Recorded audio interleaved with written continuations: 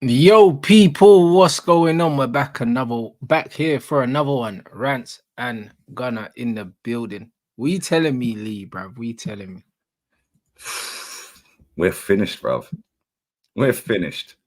We're finished, bro. We're one day. Well, you lot start tonight. Tomorrow we start, and we've signed one defender. Sorry, mate, ain't good enough. Yeah, what have we done to catch Man City? I'm fuming, bro. If I'm honest, Nothing at all, Lee. I can't wait for the season, mate. Do you know, We've only a few hours until we go top of the league. Do you know what I'm saying? You're shameful. Nah, bro, get out of here, man. Don't be trying to keep this shit up all season either, man. But nah, bruv, Lee, listen, Lee, it's only a few hours before we go top of the table. No, you must, mate. Bruv, let me enjoy. You know what I'm saying? Let me enjoy, bro. I don't know why, bruv. Man just don't want to see me happy. I don't understand. I don't understand what the big problem is. Honestly. Like, bro, top of the league on a Friday night, mate. Do you know what I'm saying? I'm gonna bro. I might order a takeaway. You know them ones that, bruv. This is what it's about, mate. This is what it's about, man. No, I'll be honest. Bad day to be a chicken in that. Is that what you're saying? That's it, man. Bro, listen, I'm looking forward. I'm looking forward to the game tonight. I'm excited.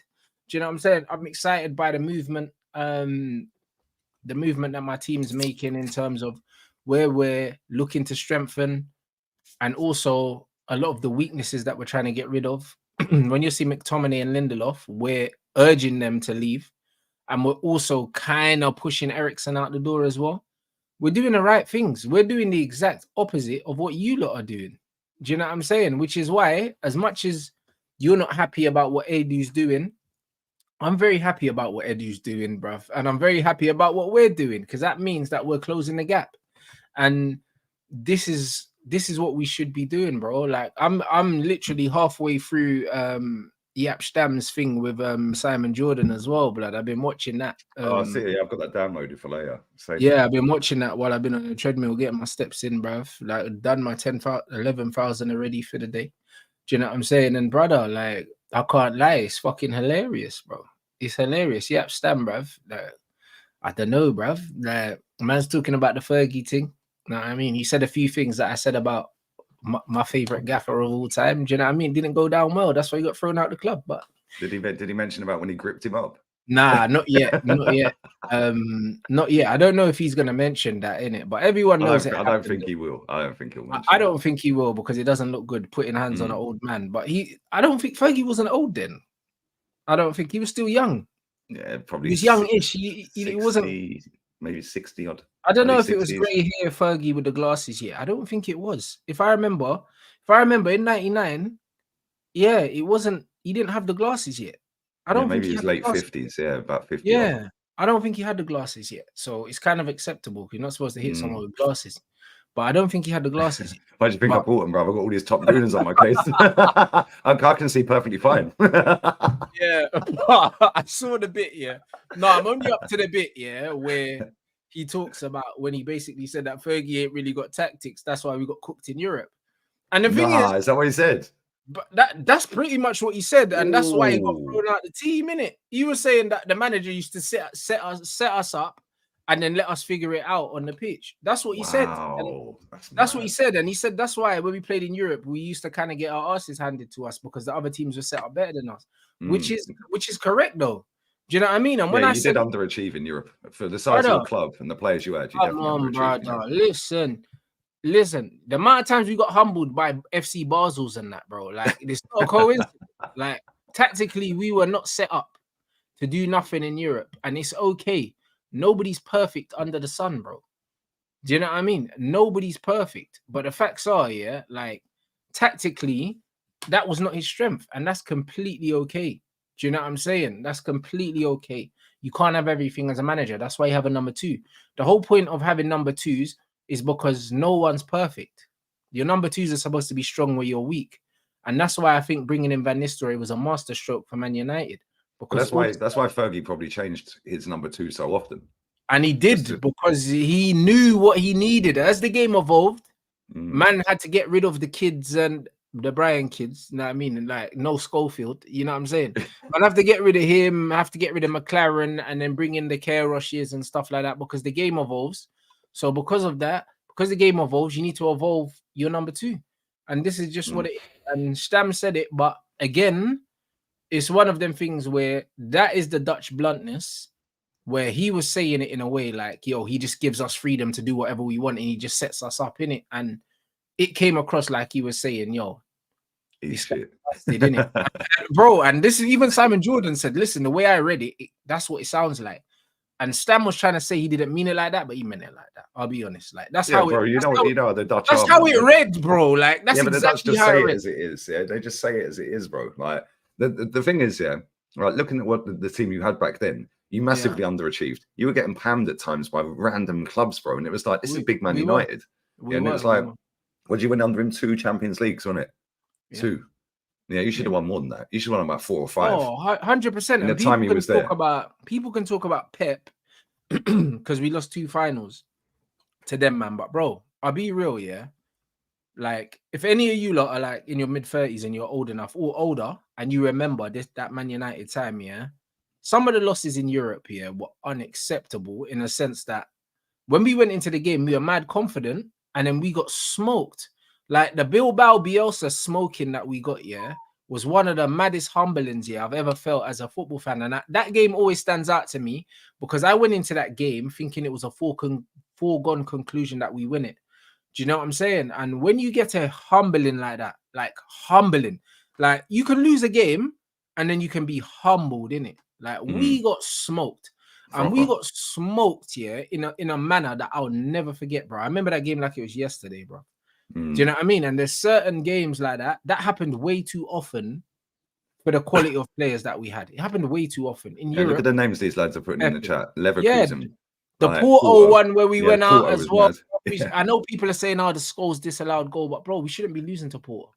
Yeah, that disallowed goal shouldn't have been disallowed, but it shouldn't have been. That was Jose running down the side of the pitch, wasn't it? With like knee sliding and that.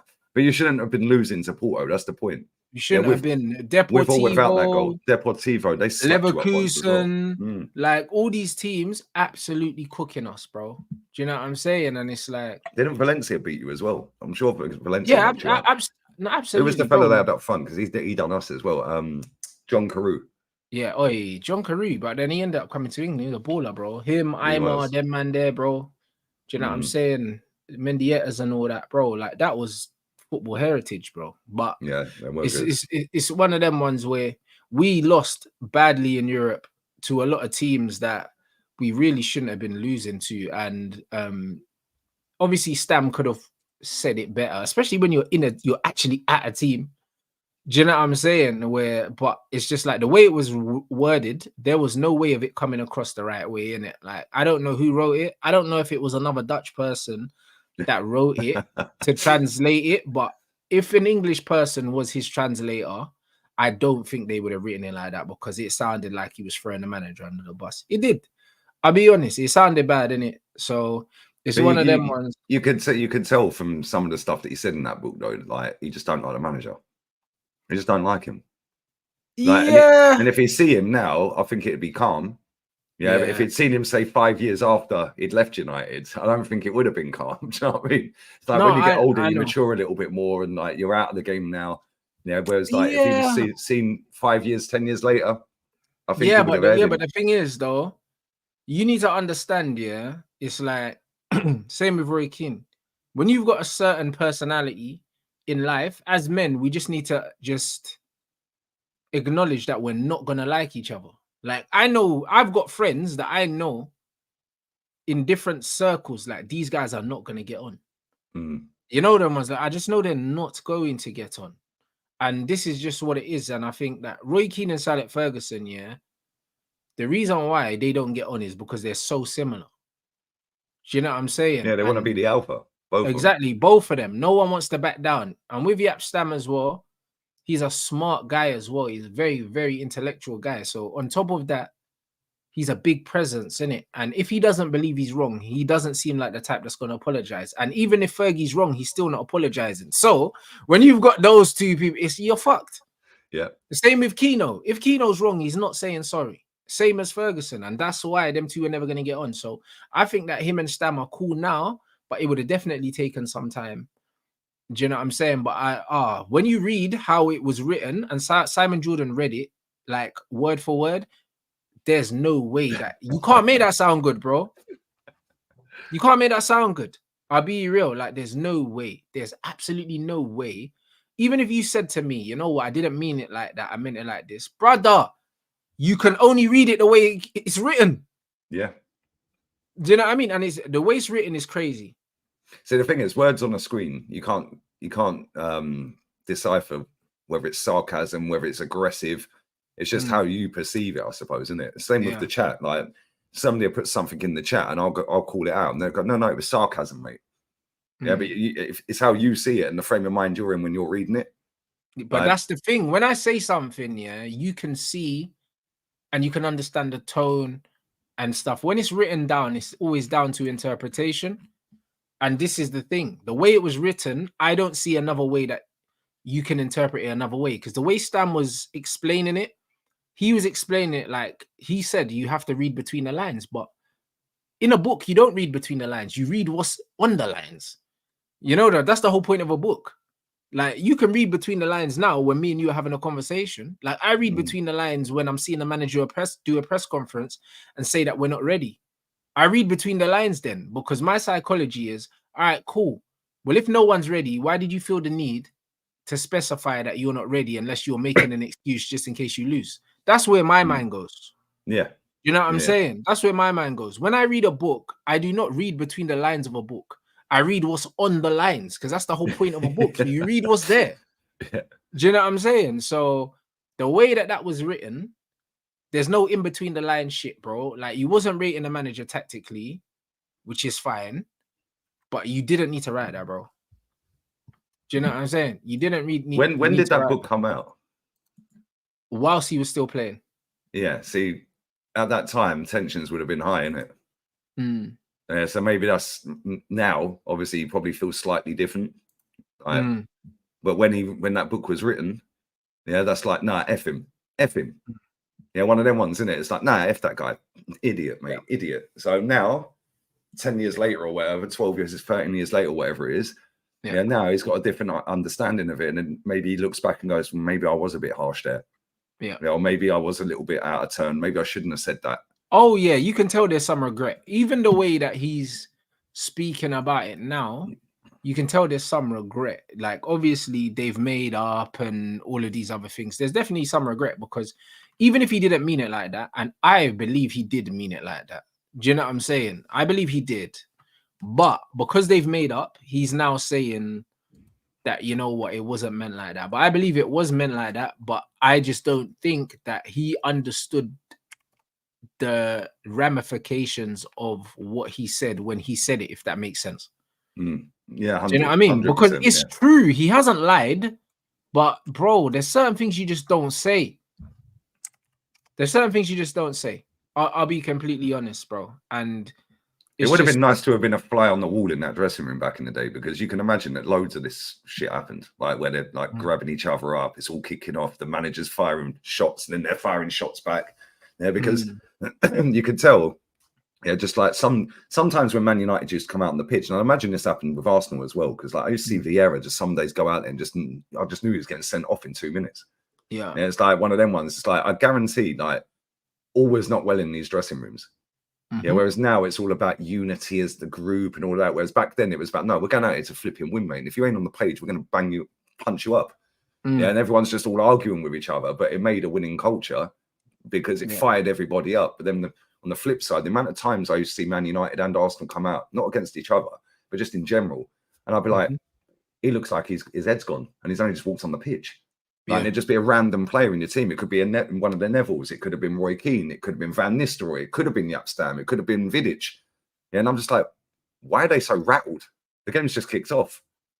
Yeah, and I used to see it with Arsenal as well. Vieira, the amount of times you see Vieira just deliberately get sent off is mad. Yeah, it looked like he didn't want to be there sometimes. Just like, I'll kick you and get sent off. Nah, bro, like, it's just that era of football was crazy. You know the ones. It was a crazy era of football, but nah, it's nice to hear how they speak about it. Obviously, he spoke about the Cole and Sheringham situation as well. Do you know what I'm saying? There's loads of things that he spoke about so far. I'm only halfway through, but it's one of them things where you get an insight into the psychology of of players, the atmosphere that there was there then compared to now. Do you know what I'm saying? And obviously, I've seen the quotes of what he said about Ten Hag. I know he doesn't like Ten Hag. He doesn't think Ten Hag's good enough. So it's going to be one of them ones where it's going to be interesting when I do actually get through it to see what I can take. He'd obviously rate Van Nistelrooy from everything. Oh yeah, of course, but he don't rate Ten Hag. So it's one of them ones. I hear it. He does. Ten Hag does. That's the most important thing. Ten Hag rates himself. He thinks he's the best manager for the job. So yeah, I rate that though, because I think we're all here to see him prove us wrong. I think I'm the best YouTuber in the world, so I understand that mentality. Yeah, but 100%. Same with him in management. He thinks he's the best manager. Absolutely. Yeah, I kind of get it. Absolutely. Do you know what I'm saying? And the fact that he's won trophies as well will boost that ego a bit more as well. Yeah, but the difference is, it's not just trophies, because at the end of the day, you've got a certain level of consistency when it comes to numbers in your shows, subs on your channel, views a month, and that. There's nothing consistent about Ten Hag. You know them ones. So because he doesn't have the consistency, do you know what I'm saying? Like the reason why Pep can walk around and say, "Yo, I'm the guy," is because most of the time his team wins. Yeah, most of the time his team win games. When was the last time he went trophyless, bro? And then they dominate games as well. How many times you come out from a Man City game saying, "Oh, right, like they've been outplayed today"?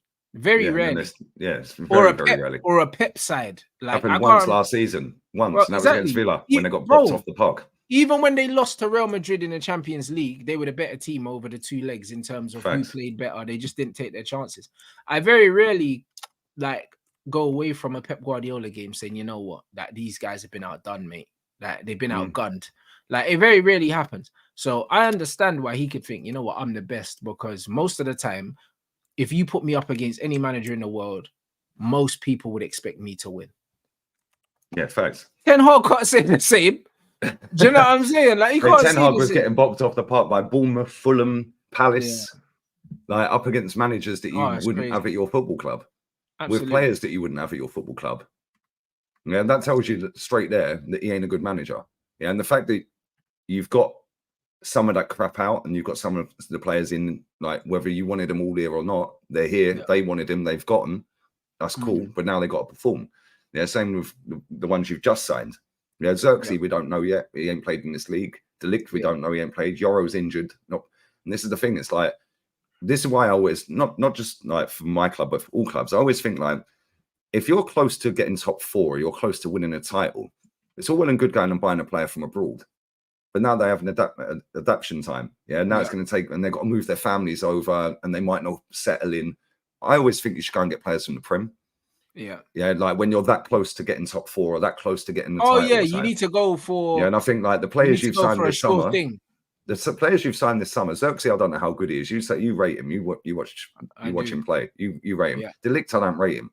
Yeah, Delict, this is his last big gig because he was great at Ajax, but then since then he's been iffy, bro, proper iffy. Yeah, he has, but I don't know how much of it is down to him though. Do you know what I mean? I'll find out at Manchester United. To me, De Ligt is an unknown quantity to a lot of people, because if you actually look at his career, this guy, I seen when I watched the 4-4-2 breakdown of De Ligt, bro, he's had a different manager every season in his career, which is crazy. And a different manager means a different style of play. Do you know what I mean? It means people using you differently. It means you not necessarily being used to your strengths. And because of that, when I look at something like that, considering he played over 80% of the games for Juve and Bayern, and he seems to fit the way the manager wants to play, this could be his rebirth. This could be like his new lease of life that he needed. So because of that, I'm actually expecting De Ligt to be one of our best signings this season. I genuinely think that he's going to be the guy that surprises a lot of people that don't support United, maybe people that support United as well. I think that they're going to be surprised. He was at Ajax with Ten Hag, right?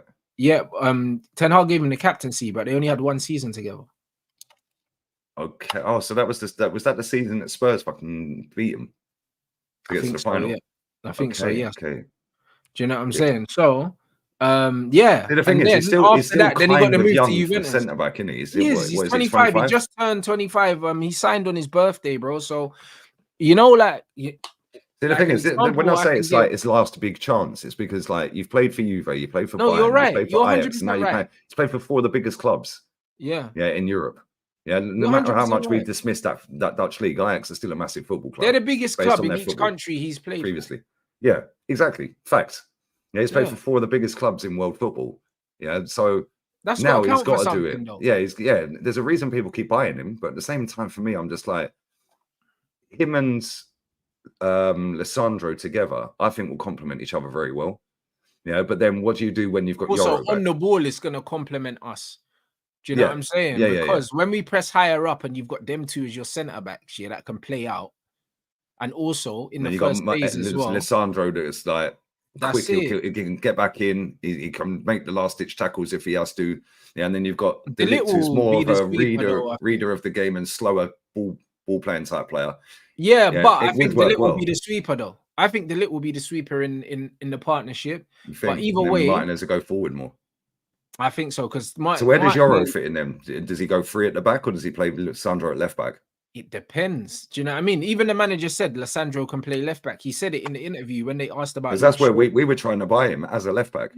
Yeah. That's it. So maybe that's the plan. Yeah, the manager said, and De Ligt and him at left back and Masari at I think that can happen also. The manager did say that he can play there, innit? And the thing is with De Ligt, was one thing that I saw even with Casemiro. A lot of people underestimated Cass's ability on the ball, like striking of the ball, like long range passing, box crashing. Oh no, he's class. He's class. But at Real Madrid, he didn't have the ball at his feet as much. Yeah, he didn't have to do that at Madrid. So a lot of people didn't realize he was capable of doing that. And I think with De Ligt, people are going to see that his technical level is very high. A lot of people don't know how good he is on the ball in terms of like beating a press, like he can step past players and he can pass. He's better on the ball than people are giving him credit for because either they haven't seen him a lot or also because the system that he's playing in as well. So I think, bro, I think we're going to be pleasantly surprised about De Ligt. The same way Martinez came in and he was an instant fan favorite and people loved his calmness on the ball and stuff. I think that De Ligt's going to have a similar impact on the team. Yeah, it's going to be interesting to see. Listen, if he hits the ground running and goes back to his Ajax form, that obviously helps him get to a Champions League semi, then you've got a player there. And like you said, he's only just turned 25, so he's still got what, 8 years? Yeah, centre backs normally go on a little bit longer, innit? But sure, I don't know. The thing is, it could go one way or the other, innit? Yeah, he could either turn out to be a fantastic signing, or it could just go south. And that's the beauty of it. But at the same time, that's why I think you should have maybe gone and got one out of the Prem, because if you're gonna have Euro at centre back, new to the league, he's young. Yeah, it's going to take time. He's now just coming off an injury as well. He's going to be 3 months or 4 months or whatever they said it was. Yeah, now you've got another new centre back in there, De Ligt. You've got Lissandro, who's played in the league, and then you've got Mazraoui at right back. Bro, that's 3 out of your back 4 if you play Lissandro at left back that have not played in the league. Yeah, and for me, I'm just looking at that and I'm thinking, boy, they need to gel together, and that's going to take time. Yeah, because they're not going to be able to read each other's game, especially with Euro being out injured now as well. Yeah, it's going to take a good few months to get them patterns and reading well. Oh, shit, he's gone forward. I better plug in here. I know they're obviously intelligent footballers, or you'd like to think they're intelligent in terms of reading the game. But at the same time, 3 out of the back 4 being brand new is a bit of a problem, I think. And I think that could come back to haunt them. Helps. I think it helps that 2 of them are 25 and 26 years old. I think the experience that Mazraoui and De Ligt bring in almost cancels out their age. That's one thing I would say. I would agree with that if it wasn't this league.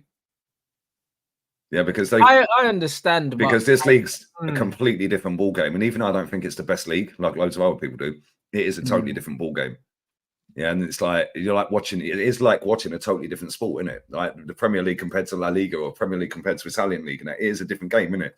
Yeah, so I agree to a certain extent, but the amount of foreign managers in this league now, is kind of changing that league. Do you know what I'm saying? And like today, we've got we're going up against Silva. Like, he's not a bad manager, to be he's fair. a He's good not bad. manager. Do you know what I'm saying? But there's so many continental managers in the league now. He's one that actually doesn't try and play like Pep.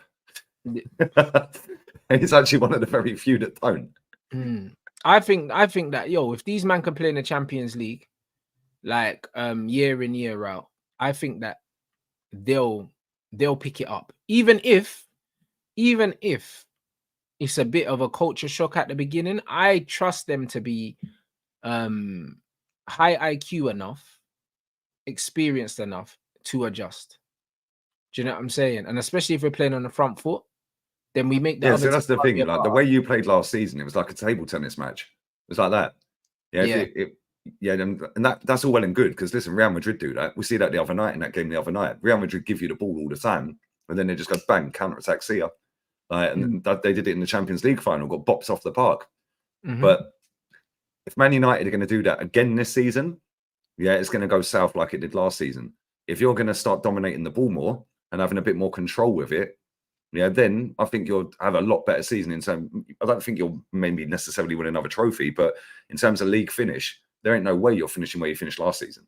If you control the ball a lot more. But that's why. But now you've got a headache in terms of players because you've got so many forward players. Like on the wings, you've got Garnacho, Anthony, Rashford can play wing, can play up front. You've got Rasmus, you've got Xerxes. Yeah, we got loads, but I think the manager Sancho. The manager has favorites, so because of that, I don't think the numbers are gonna matter. The manager's gonna play the guys he likes anyway. Like, I'll be real. Like, do you think Sancho gets a game, or do you think he's gonna sell him? Bruv, I don't know. You know what it is, yeah? I've seen mixed reviews. Like, I've seen reports saying that Man United want to give Sancho like an opportunity to fight for his place, but then I seen him linked with Chelsea today. Do you know what I mean? And then there was rumors, of where are they getting all their money from, bro? Selling young players. And they're the only club spending any flipping money and selling hotels and that, you know them ones. And then there was rumors that Sancho might not be in the squad today. If Sancho's not in the squad today, then that means he's leaving. Yeah, that means he's been fit in pre-season. He was playing, wasn't he? So if he's not in the squad tonight, that's looking a bit weird.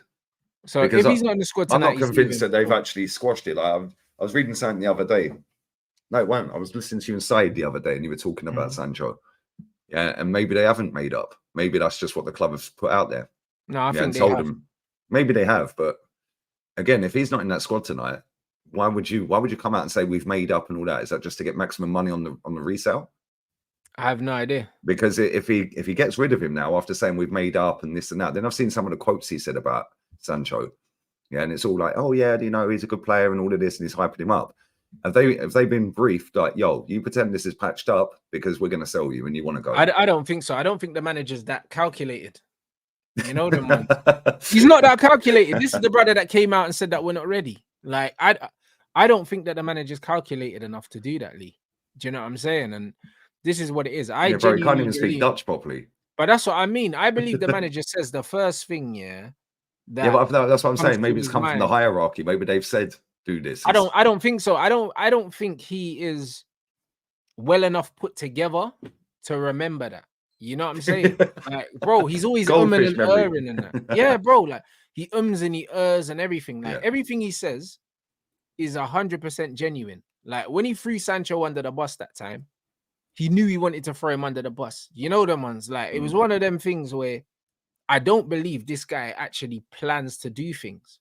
Like, just whatever comes in his head at the time. Yeah, like, I don't believe he goes into a press conference with an objective. You know, he's not calculated enough. Jose's calculated. Conte's calculated. These guys will go into a press conference, and you'll ask him about the price of milk, and then he'll say, that traitor, he'll never play for me again, bro. You know what I'm saying? Conte did it the other day. Did you see Conte's interview the other day? He was going off, bro. He was going off, bro, about the club, like saying that we need some players. I want Lukaku, I want this, I want that. Yeah, bro, he's been there 5 minutes, already kicking off. I love that shit though. I can't lie. Bro, do you see what I mean? Like, them man here, bro, Conte will go into a press conference knowing, I have to fit this in, like, somewhere. They'll ask him something, and he'll come out and say, "Rah, I didn't get this player," and then they asked him about the weather, bro. Like, this is what he'll do. He's calculated. For Ten 20 Hag is years, not they calculated. never play for anything important. The fans pay the money. The players take the money. You see what I mean, bro? Like, that bro, rant you is need to classic. That's understand. one of the best rants I've ever seen from a football manager, bro. But bro, He this is didn't what give a I'm shit that trying day. to say to you. Our manager's not calculated like that. Do you know what I'm saying? He never went into the press conference wanting to throw Sancho under the bus. But as soon as he heard Sancho, he just said the first thing that came to his mind when he heard the name Sancho. That's what he did. He didn't think about it. He didn't think, hold on, like Jaden's not here. Like, these men are trying to change the subject. Like, man said, yeah, Sancho, that brother. Boom. Oh, yeah, you see him, yeah? Yeah, you see him. That's it. He said how he really felt, bro. And this is what I'm saying. I don't think he's well enough put together to go in and say stuff that he didn't believe. You know what I'm saying? Like, he's not one of those guys. He's not. So everything he said, that's what he meant at the time. I believe that. Yeah, so I if think he's so. saying, yo, me and Sancho, the thing's done, I believe it. And also, from the videos that we've seen of them having they look cool. They look cool. The body language is fine, brother. Like, it's not like he's got his head down when the manager's talking to him. They're looking engaging in but eye that's contact. what I'm saying. Manager's talking to him, yeah. He's looking the manager's eye. Do you know what I'm saying? And he's proper taking it in, and they're having a conversation. Yeah, but let's not forget, we support two of the biggest PR merchant clubs out there, bro. So this could be finessed from higher up. It's true, but my thing is, yeah, that footage has to exist for them to put it out in the first place. Do you see what I'm saying? Like, if Sancho has a problem with him, you can see with the body language. Like, we saw with Pogba and Jose, like, the relationship fully broke down, and you saw it. Like, when the Sky Sports cameras caught Pogba looking at Jose like he wanted to like he was going to stab him up. You see what I'm saying? Look crazy. Look crazy, but that was real.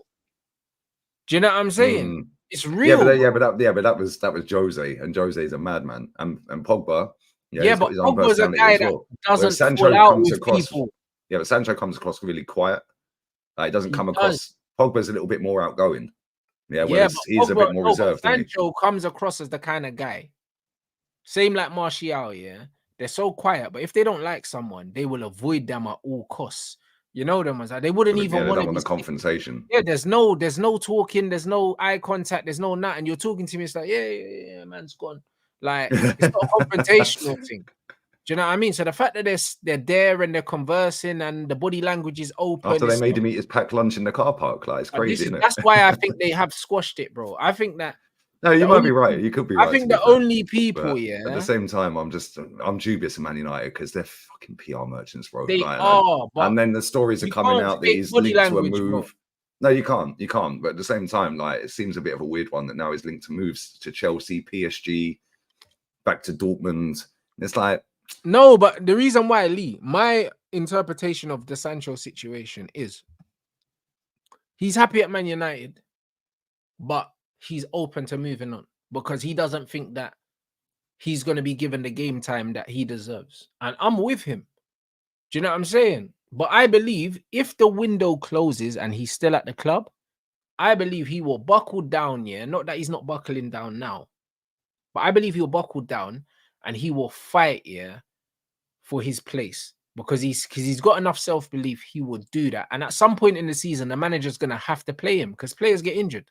I'm telling you, the same way Harry Maguire got frozen out, then he got a chance. Wan-Bissaka got frozen out, got a chance. I believe at some point the manager will have to play him, bro. Johnny Evans as well came back as the sixth choice and ended up playing half the season. 100%. And then when he does play him, it's up to him to let man know. Yeah, he has to now grab hold of that game and take him by the scruff of the neck and bag a couple of goals or just put in a man of the match performance.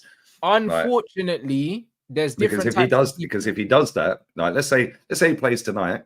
Yeah, and he's man of the match, unplayable, like unbelievable performance, gets a couple of goals or sets a couple up or whatever.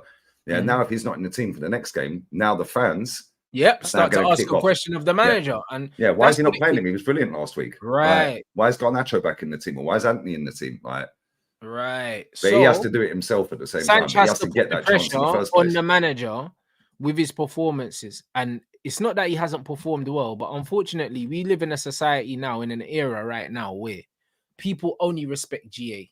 Do you know what I'm saying? Like, and this is what it is. They only respect GA because I was having the same conversation with Roms, innit?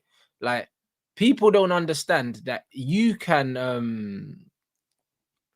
fully impact a game without getting a goal or an assist. You fully can. And if you look at players like Paul Scholes, he was not prolific when it came to GA, yeah, but his impact on a football pitch was felt weekly. Same with someone like Eden Hazard. Even when Eden Hazard wasn't putting out numbers, yeah, you always watched the game and you knew he was the best player on the pitch, even if he didn't get GA. Look at Grealish. Not the season just gone, but the season when they won the treble, bro. He wasn't getting 100%. loads of GA, and he was getting man of the match here and there. Best player on the pitch in certain games. 100%. Didn't have any GA. But this is the thing, like, people count the GA. Like, we both watched that Super Cup game the other night. Yeah, bro, Jude was not the best player on the pitch. I don't care what anyone tells me. It was an awful game, if we're being honest. It was shit. Both teams were crap, bro. I can't lie. It was a poor game. I thought Valverde was the best player on the pitch. That was even without the goal. He was everywhere. Like, he was class. Same with Chouameni. Yeah, but it's like, because Jude got an assist, and like done a few little turns here and there, like, everyone started going, "Oh, he's the best player on the pitch." Like, but it all comes down to the GA. Yeah, because he laid on Mbappe's first goal. Because Mbappe was trash, by the way. Oh, he was awful, man. He was crap, wasn't he? Yeah, but again, but he scored and it killed the game off and blah, blah, blah. And I'm just like, bro, these man watch the football matches, and they just count off sofa score. Oh, yeah. Somebody in my chat, because I was saying Jude's been poor tonight. Yeah, I said he ain't been great at all. I said Mbappe's been crap. Rodrigo was the worst. Somebody in my chat said, put all the stats in. Yeah, this is still while the game was going on. Yeah, but Jude's had more dribbles, more take-ons, more this, more that. I was like, bro, I've got 4 eyes. I'm watching the game. Like, yeah, Valverde was the best player on the pitch. Yeah, and that was without his goal, bro. Yeah, Vinny was crap. Yeah, but then Vinny, with Vinny, at one moment in that game, he's going to win you the game, and he did. Yeah, he won him the game. But that doesn't mean that you can't say he had a poor game. Yeah, it just means he turned up for one moment in that game and cooked that geezer and put it on a plate for Valverde. Yeah, which is cool. You need players that can do that, but at the same time, let's not pretend these players were well beaters the other night, because they weren't. Yeah, they weren't. Yeah, the goalkeeper, when it was 0-0, made an unbelievable save from that header. Yeah, like, bro, that was the one moment, but that kept him in the game. What did the goalkeeper have to do other than that? He didn't have to do anything, Courtois. Yeah, no, he made one big save, though. That mad save. A header or something. Was it there? Yeah, bro. Yeah, the header. And that was at 0-0. Yeah. Yeah.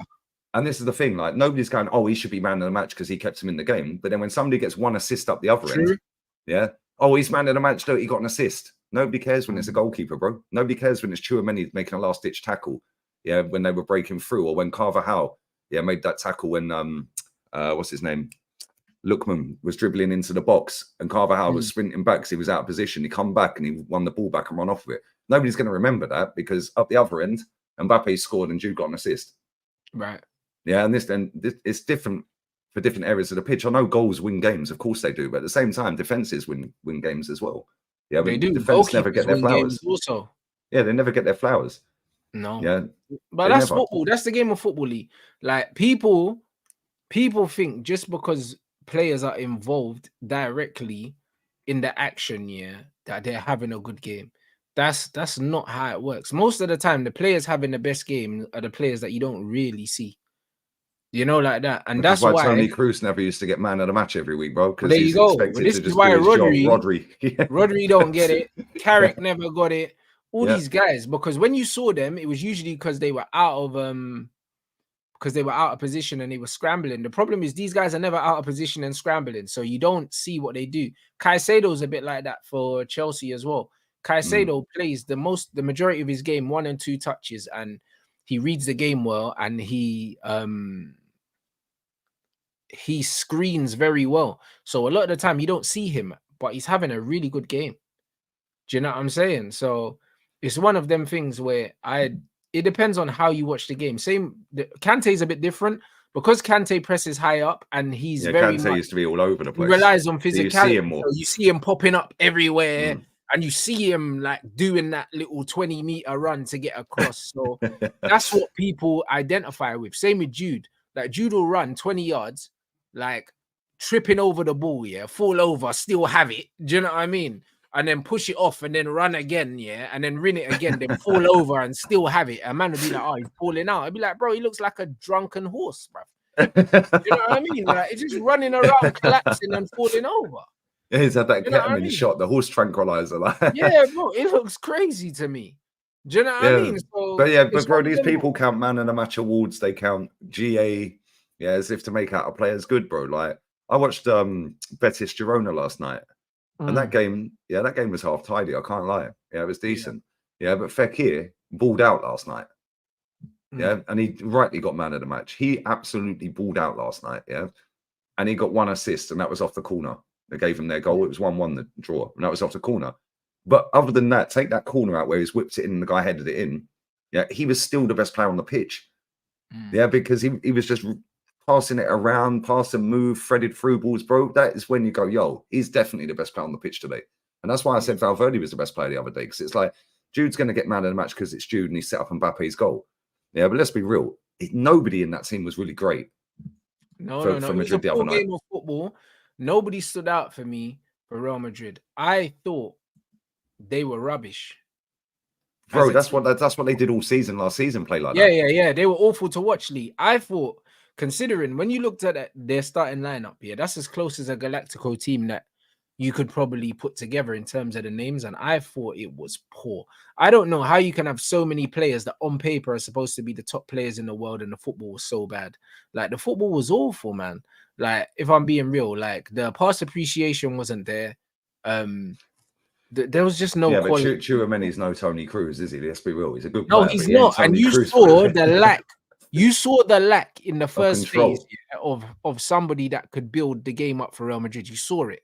I thought he played well. But that was more defensively rather than linking from defense to attack. Right. Yeah, because if that's Tony Cruz just slows everything down. You play at his pace. Yeah, when Modric came on, you could just see the level. Yeah, Modric came on, albeit they were winning the game and Atlanta were chasing. Yeah, but he gives them a different level up here, innit? And this is what it is. Like, Valverde's an all-action player. Bellingham's an all-action player. And Tchouameni, even though a bit more technical, he's still quite an action player. He's not a... Vinny was winding me up the other night as well, man. Like, the amount of times he just like he's so frustrating to watch. But Vinny does that though, Lee. Yeah, but then he does that one moment, and bang, the game's over. Quality though. Oh, that was unreal, mate. The way he cooked that fucking defender was crazy. Yeah, do you know what the best thing about that goal was? That's Vinny's best skill. That stop-start down the line. Yeah, boom. He stops it and then he just touches it. And he's got that first 3 yards where he's rapid, man. That first 3 to 5 yards, he's quick as hell. But do you know what the best bit about that goal was? It wasn't the fact that he cooked him. It was the fact that the centre back thought he was just going to flick it outside of the boot, and he took that extra touch, sat him down, and then passed. Yeah, mate, that was such a good pass, such a good bit of skill, man.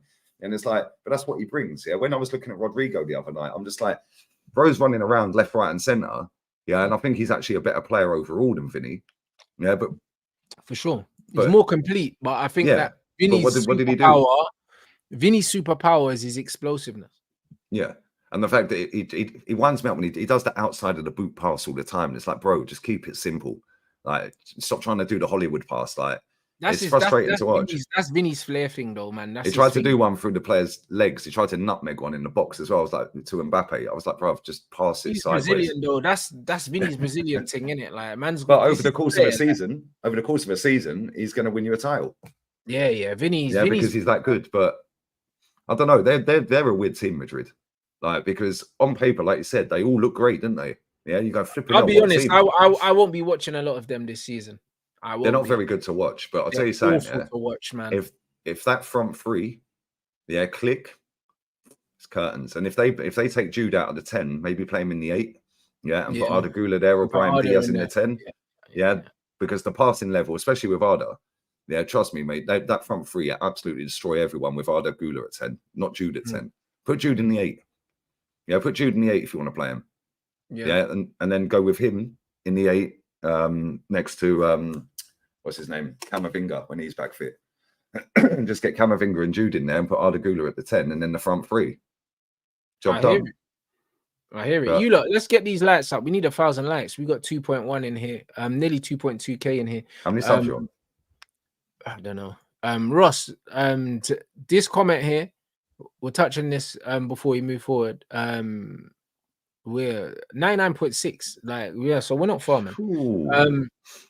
I'll be real, this Sancho mentality thing is an absolute fallacy that's been created online because they don't understand his body language. They don't understand where he's from. and they don't like it, it's an absolute fallacy. Do you know what I Yeah, mean? that's what they do. They create narratives about players, bro. That's what they do. Bro, a player at Sancho's age does not leave home to go live in a foreign country and play football if they do not have a strong mentality. They don't do that. Players that don't have strong mentalities don't leave where they're from. They stay where they are. You know what I mean? They keep the same friends. Keep the friends, yeah. Keep the You know what family I mean? circle tight. Yeah. And they do all the same shit like what Luke Shaw done when he moved to Man United and he moved all his friends into his house in Manchester, mate. Do you know what I mean? That's what happens when you don't have a strong mentality. I'm not trying to hear this mentality shit with Jaden. The one thing I would say, yeah, and I'm similar to a certain extent, that if I'm playing football, yeah, and a manager thinks that when I'm playing well, and then I keep getting setbacks and you're not playing me and you're not playing me, if you think that I'm gonna break my neck to prove to you that I'm good enough, I'm not doing that. I'll go where I'm appreciated. Do you know what I mean? I'm not someone that you can disrespect multiple times and I'm gonna feel like, oh, I'm gonna prove him wrong. In life, I don't feel like I need to prove anything to anyone but myself. And that's just my personality. Everyone's different. Like once I know that I can do something and I know where I sit, as long I don't care. I don't feel the need to prove myself to anyone. Yeah, that's what it is. When you started doing YouTube, yeah, if you didn't get good at it after 6 months, 8 months, a year, you would have gone, maybe that's not for me. But because you got good at it, you've gone, yo, I now know I'm good at this. Yeah, but it all comes down, but bro, it all comes down to being honest with yourself. And I always say the most important conversations you have in life are with yourself. Right. If you can look yourself in the face and say, yo, I'm doing everything that I can do, yeah, then brother, like, bruv, I don't need to prove to you, man. I don't need to prove shit. I don't need to prove to anybody on this planet other than myself that I'm doing what I'm supposed to be doing. If I know that I'm eating right, I'm training hard, if I know in my own mind that I'm training well in training, and there's loads of ways to know that, because when you're one of the better players and you're playing well, you get treated a certain way. You get a certain level of respect. If everyone's respecting me at training, if my team's winning the five-a-sides, my team's winning the rondos, everyone knows in the shooting drills I'm scoring goals. Straight away they're like, yo, I want him on my team.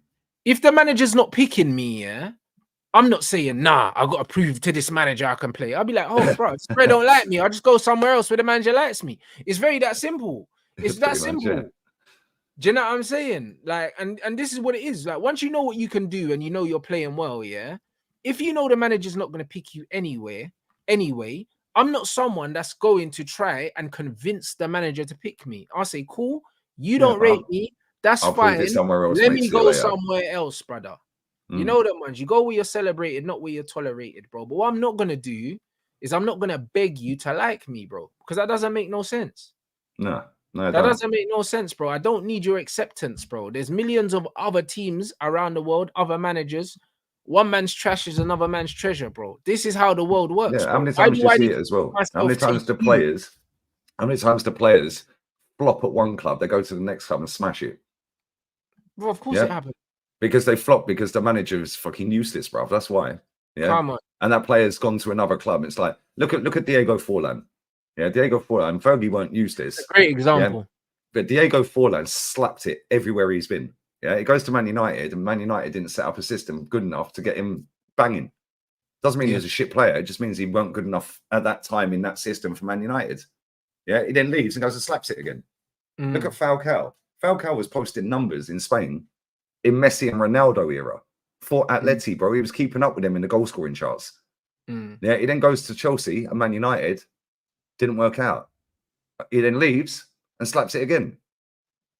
Like, sometimes it's just what it is, isn't it? Like, sometimes like you just don't get on with a manager, you don't get on with some of the teammates, you don't get on in the environment. Bro, I just don't like the fact that people don't. You're still a good player. I just don't like the fact that people don't keep the same energy, because you see someone like, the funny thing is, a lot of Man United listening, but I need to go bathroom quickly. Yeah, no problem. A lot of Man United fans like to act like a player's football career starts and ends at Manchester United. And it doesn't. Because, for instance, if you look at what Pogba done at Juventus before he came back to Man United, a lot of men will say, oh, Pogba didn't. They will try and make it out like Pogba's career at Man United wasn't a success. But then You look where he had a season that he top scored, top assisted, topped everything. Yeah, there was a season where he was the only player outside of Liverpool and Man City that got into the team of the season. He also won 2 trophies in his first season. He had so much success at the club, yeah. And people will write that all off. Let's not forget the Scudettos that he won before. Like, but man, go on, like Pogba before Man United didn't exist.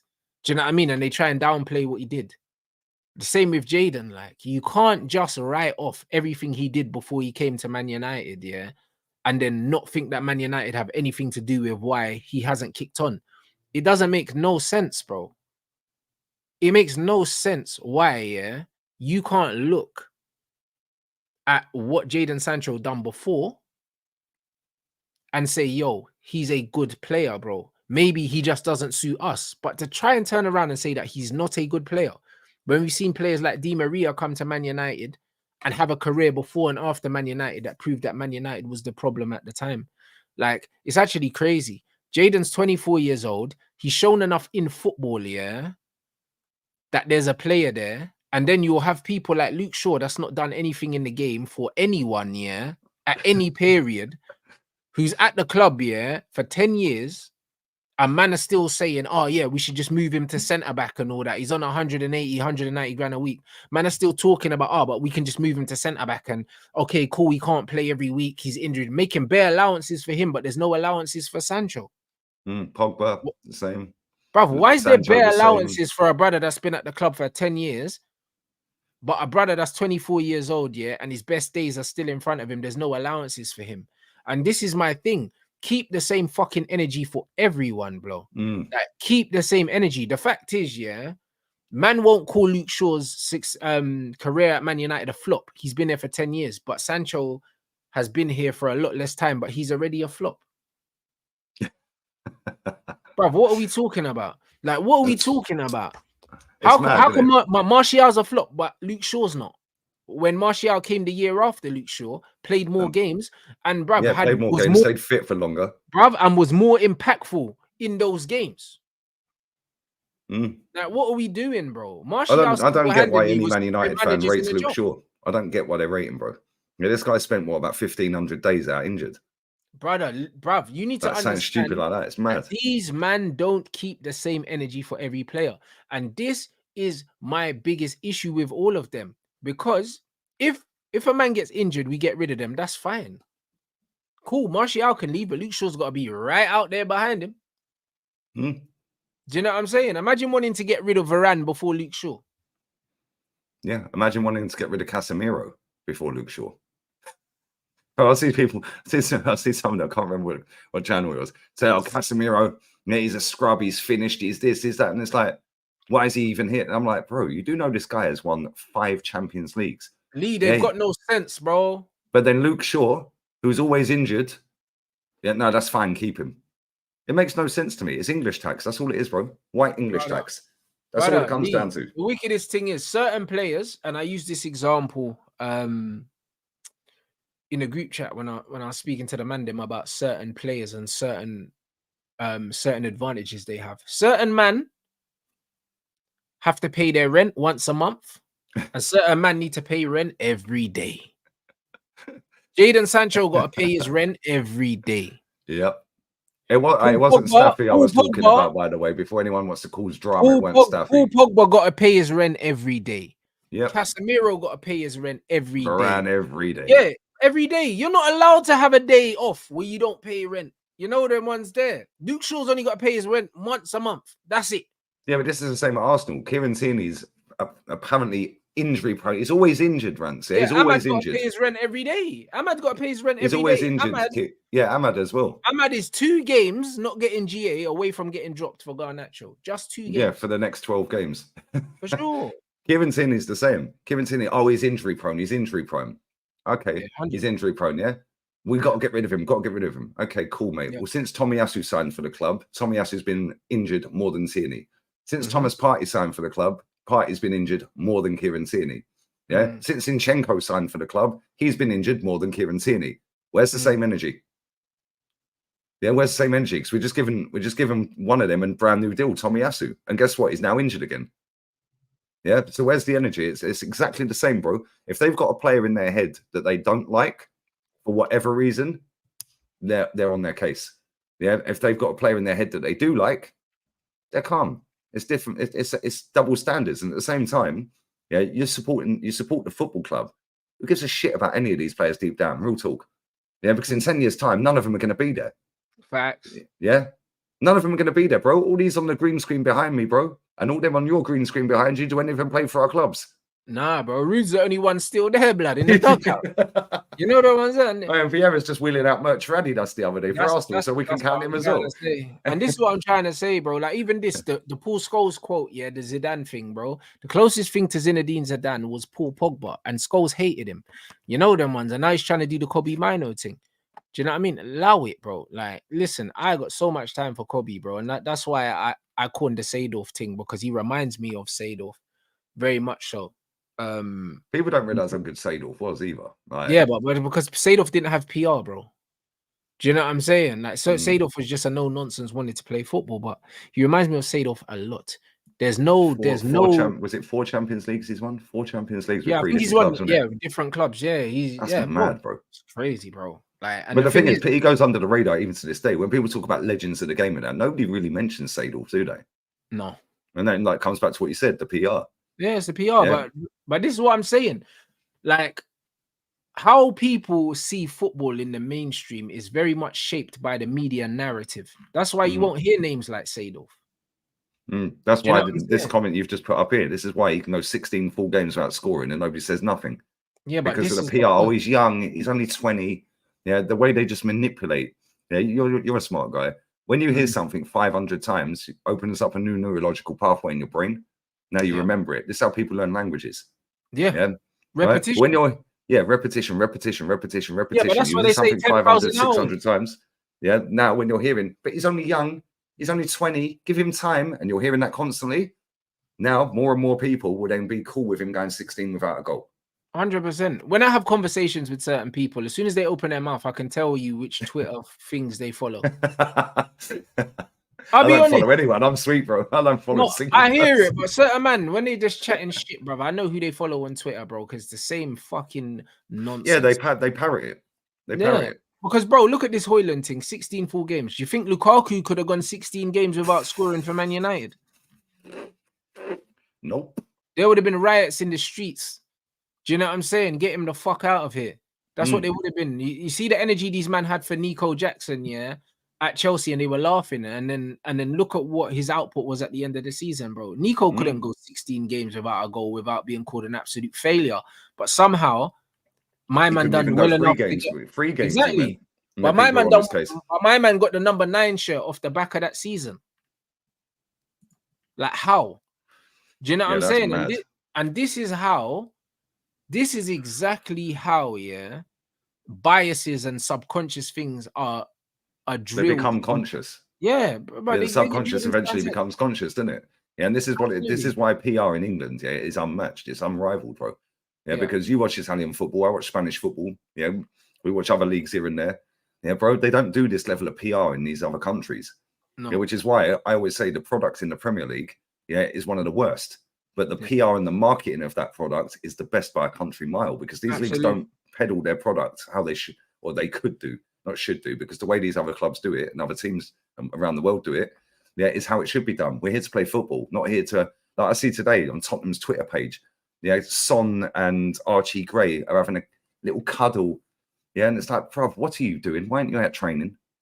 Right, and they put some little stupid thing on there, and it's like all the comments in the tweet, all the comments. Oh, look how lovely they are! They're so cute. Oh, it's such a family at Tottenham. Yeah, how about win a trophy? Yeah, you don't see this at other clubs around the world. Yeah, but this is what the PR's become in England, mate, and this is why these clubs, both of our clubs, you ended up getting what's his name, Neil Ashton, is your PR guy. Yeah. Now the journalists that go into them press conferences, bro. I just did a press conference reaction. There was about 30 questions got asked to him today. Only one was about the game that we're playing tomorrow. One question, bro. They're asking about Tommy Asu and Tierney. They're not even in the squad. They're injured. But that's because they get briefed, they get briefed before and they'll say, yo, make sure you ask him this, make sure you ask him this, because they have an objective of things that they want to get out there before the interview, bro. Like, these things are manufactured. Yeah, the communications guy or girl or unicorn, we'll brief them, and then Arteta will come out about an hour later. They're all having tea and biscuits, talking to the comms person, saying, right, you can ask this. What narrative do you want to get out there today? And then they'll all write that. Okay, you can ask this and this. Don't ask on that, or ask on this, but don't press on that. Absolutely. Yeah, it's all finesse, and this is the problem. This don't happen in Italy, bro. This don't happen in Mexico. This don't happen in Spain. This don't happen in Germany. Man are fighting in press conferences. Yeah, they're flipping tables in Mexico, bro. Like, they're literally flipping the money. Like, it's crazy. But in England, it's a finesse. Yeah, and this is why I get the ump with the Premier League and why I get the ump with my club so much, because this shit don't roll everywhere else, bro. Yeah, what have Arsenal and Man United done to overtake City this season? Yes, you've brought a couple of players in, well done. Yeah, and you've got rid of a couple of players, and it looks like you're turning a corner. However, you know you're not going to win the league, and the season starts tonight, bro. Yeah, it's Man United. You ain't going to win the league. You know hell no, we ain't winning no damn league. I know we've got a chance, but I know we ain't done enough. We're closing the gap on everyone else, but do you know what I'm saying? I'm of the genuine belief that if we have... Can you hear that helicopter? I think Edu's about to land, mate. You're taking a piss. Well, he's in Malaga, apparently. I have the genuine belief that if we do things the right way and we bring in a couple midfielders, now I believe next season, if we have another good window in the summer, that get rid of the Maguires, get rid of anyone else. We should be challenging next season. We should be. I'm not saying that we will. I'm saying that it shouldn't take 3 years. I'm not of the belief that it takes 3 years. 2 years, bro. 2 years. And this is why I always say 2 years with a manager. And people take my words out of context all the time. 2 years. If a manager gets a job, if he doesn't win a trophy in them first 2 years, he's gone. See you later. Bye-bye. Go and get someone else. I did a stream last night where I went through Real Madrid managers since they first formed.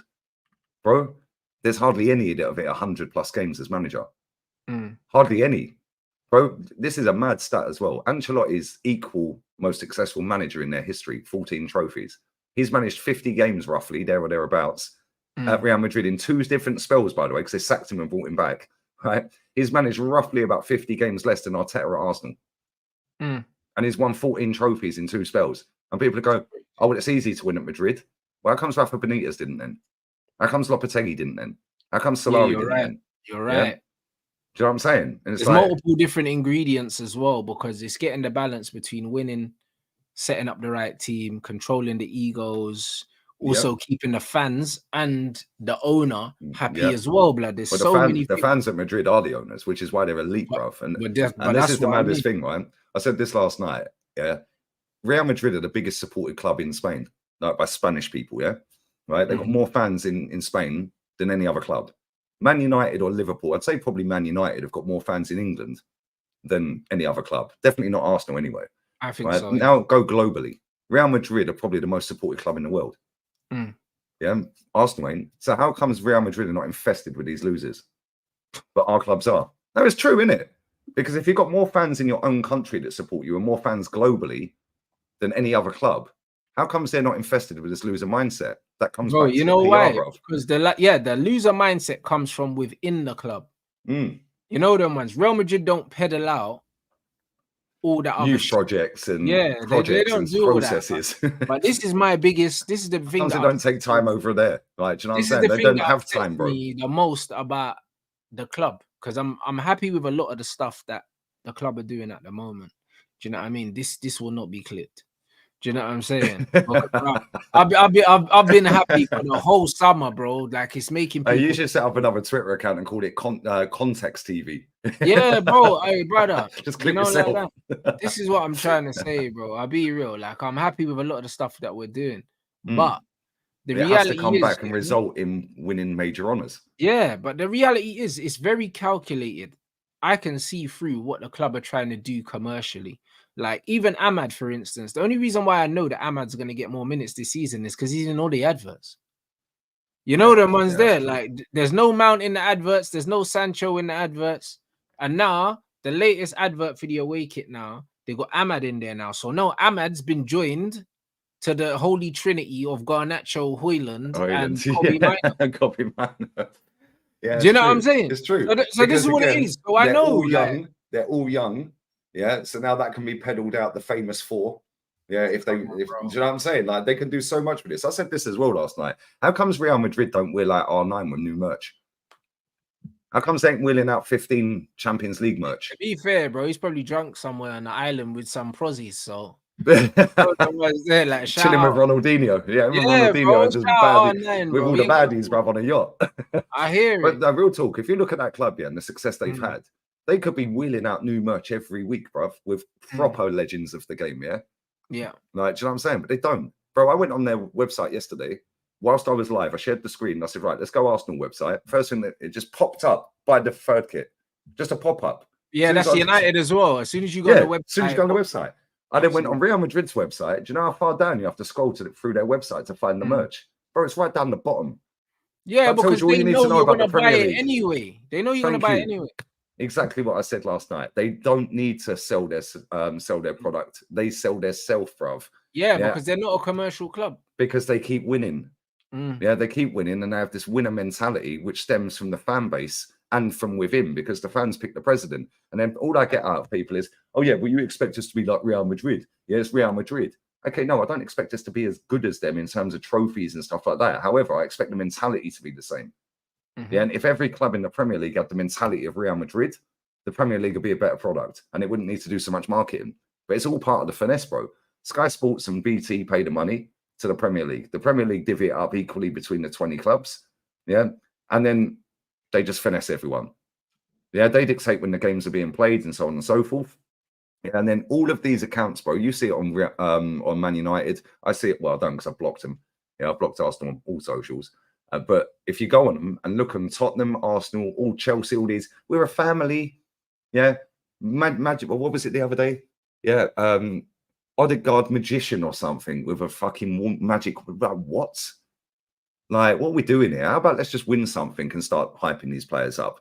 Yeah, but they're doing it to finesse people subconsciously into, we're a family unit, we're all united, we're all together. It takes time. They're a young squad. Well, Real Madrid have got a young squad. Real Madrid have got some of the best young, and this is why I get the ump with it, Rants, because it's only that league that does it. Yeah, the Premier is the only league that does it, and even the shit teams that have never won anything, like Brighton or Palace, yeah, they still do it, and that's how you know it's all a finesse. Yeah. How can Brighton be peddling out all this family crap and that? How about win a trophy? Yeah, I know, but here's my thing. Yeah, like I always say, like, because I always get like random people, yeah, and they'll hit me up and they'll say, "Oh, Rants, I'm going to start a YouTube channel. You got any advice?" And all this shit, and I'm like, bro, listen. First and foremost, make sure you have a good product. Once you have a good product, all the other shit can come after. You know them ones. There's no point having a nice studio setup, a nice camera, everything, nice thumbnails and that. Yeah, and great mic and all of that. Your show is shit, blood, because you're wasting money that you're never gonna get back. Do you know what I'm saying? Yeah, that's my thought process. Just sit in your car and record off your phone if you have to. But that's it. Do you know what I mean? I literally started recording on my phone, on my iPad. Do you know what I mean? I had one of my viral videos that I had on Facebook where I done like 2 million views in like 6 hours. Yeah, I filmed it in my kitchen, bro, on my iPad. No green screen, no nothing, bro. Yeah, same. Bro, you know what I'm saying? When I had my original channel, the Gunner Bang channel, fucking 130k views, 70k views, bro. That was off an iPhone propped up against books on my table. Yeah, like, and it's the thing, people do. You're right. Like, I get asked a lot, like, what advice do you have for channels? I'm like, bro, just be yourself. Just be yourself. Don't try and finesse anybody. Just say what you think, and you'll get clipped if it's a wild take that the majority don't agree with. But if you genuinely believe something, say it.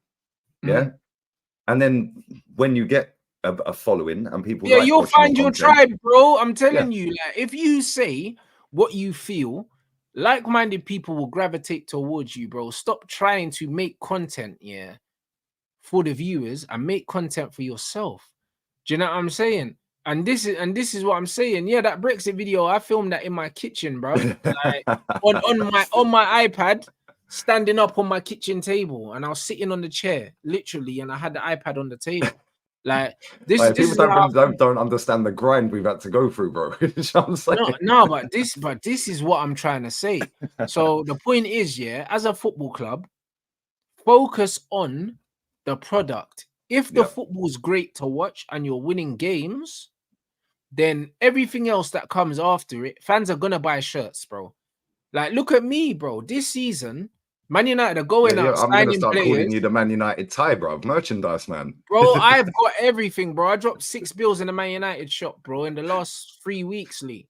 I've got all the kits, bro. We haven't played a game in the first game of the season. I have all 3 of the kits. You know, like that, bro. And I've never done that before. No, Do you I've see seen what how I'm gassed saying? you've been this summer. I can't lie. This is Bro, the I've most never done positive that I've seen before. you on the internet. I can't lie. Bro, because my team are moving like Same a with proper... Saeed as well, because the whole time we've been doing streams together, or I've been watching your streams and that before we were working together. Yeah, bro, our teams have been crap. Yeah, we don't win anything. Like the odd Bro. trophy here and there, yeah. But it's like the whole time we've been on YouTube, our teams have been shit. Bro, I ain't brought an Arsenal shirt for 4 years. Yeah. 5 years, maybe. The last 2 Arsenal shirts I've had, the Declan Rice 41 last season was a gift. And the yellow one, that nice, like a light yellow one a couple of seasons ago, you know, that was a gift for a birthday present. I refuse to spend money on them. When they go and win something, yeah, then I'll be like, cool, now I'll buy something, because their kits are fire. I can't lie. Not this season's home kit. I don't like it. Yeah, or the black away kit. Yeah, the blue one's decent. The black goalkeeper shirt is fire, mate. Yeah, that kit is nice. Yeah, but I ain't spending any money until they win stuff. Yeah, your team have won 2 trophies in 2 years. You can see a direction change. I get that you're spending money. Bro, they got my money, bro. And brother, you can see that they're doing what you want. No way about spending the money. And this is the point. I am the example, bro. Like, if my team's doing what it's supposed to be doing, they can have my money, bro. It's absolutely, bro. It's not a thing, bro. Do you know what I'm saying? That man dropped that money on the Man United merch, yeah, and I didn't think twice, bro. Nope, just you know in the basket. Oh, I'll take bro, that. Oh, that I'll that take looks right. that. Yeah, basket. Yeah, all of that. Boom, got that. Bro, that used to be me, by the way. That used to be me back in the day when we were winning shit, bro. It was like, yeah, I'm copying that. I'm copying that. I'm copying that. I'm copying that. Cheers, lovely. Nobody cares about the money, bro, because your team are winning. Well, there you go, and you're proud to wear that shit when your team are good. Yeah, bro. chest out, you're walking around. Yeah, what? Talk to me. It's Man United or it's Brother, Arsenal. I remember when we had David Moyes and we were losing every week, bro. I was scared to leave my house. Brother, but bruv, man think I'm, bruv, I genuinely didn't want to leave my house. Because, bro, it's not the one. Yeah, you can't be walking around with a Man U shirt with Moyes as manager, bro. That's just not it. Brother, I didn't even want someone to say something to me, because then bro, I might just have to fight someone for no reason. You know the ones. Excuse me, boss. What team do you support? Brother, if you was walking around in a Man United shirt in the Moyes era, man was stopping their car to say something to you. Yeah, window down as they're driving past, guy, wang, you support United, yeah? What? Mad. Man's doing up Usain Bolt down the street waiting for the traffic lights to stop him. Ali was mad, bro. Like, man don't understand. You know what I mean? I was getting abused everywhere I went, bruv, by people that didn't even know who I was, bro. But you know what's mad, yeah? Because when you were in school, the same as I was in school, yeah, bro, our teams were decent, innit? Yeah, we were decent. You were obviously better than Arsenal. We were still great. We were great to watch. We were winning stuff. We were competing for trophies. We were winning trophies. Yeah, and then it all went south. And that's what's happened to your club. Your team went south from when Fergie left. But yeah, I see this yesterday, right? Since 2004, when this lot won the title, we've won 5 trophies. Yeah, Man United, since Fergie left, 8-9 years later, have won 5 trophies. How mad is that?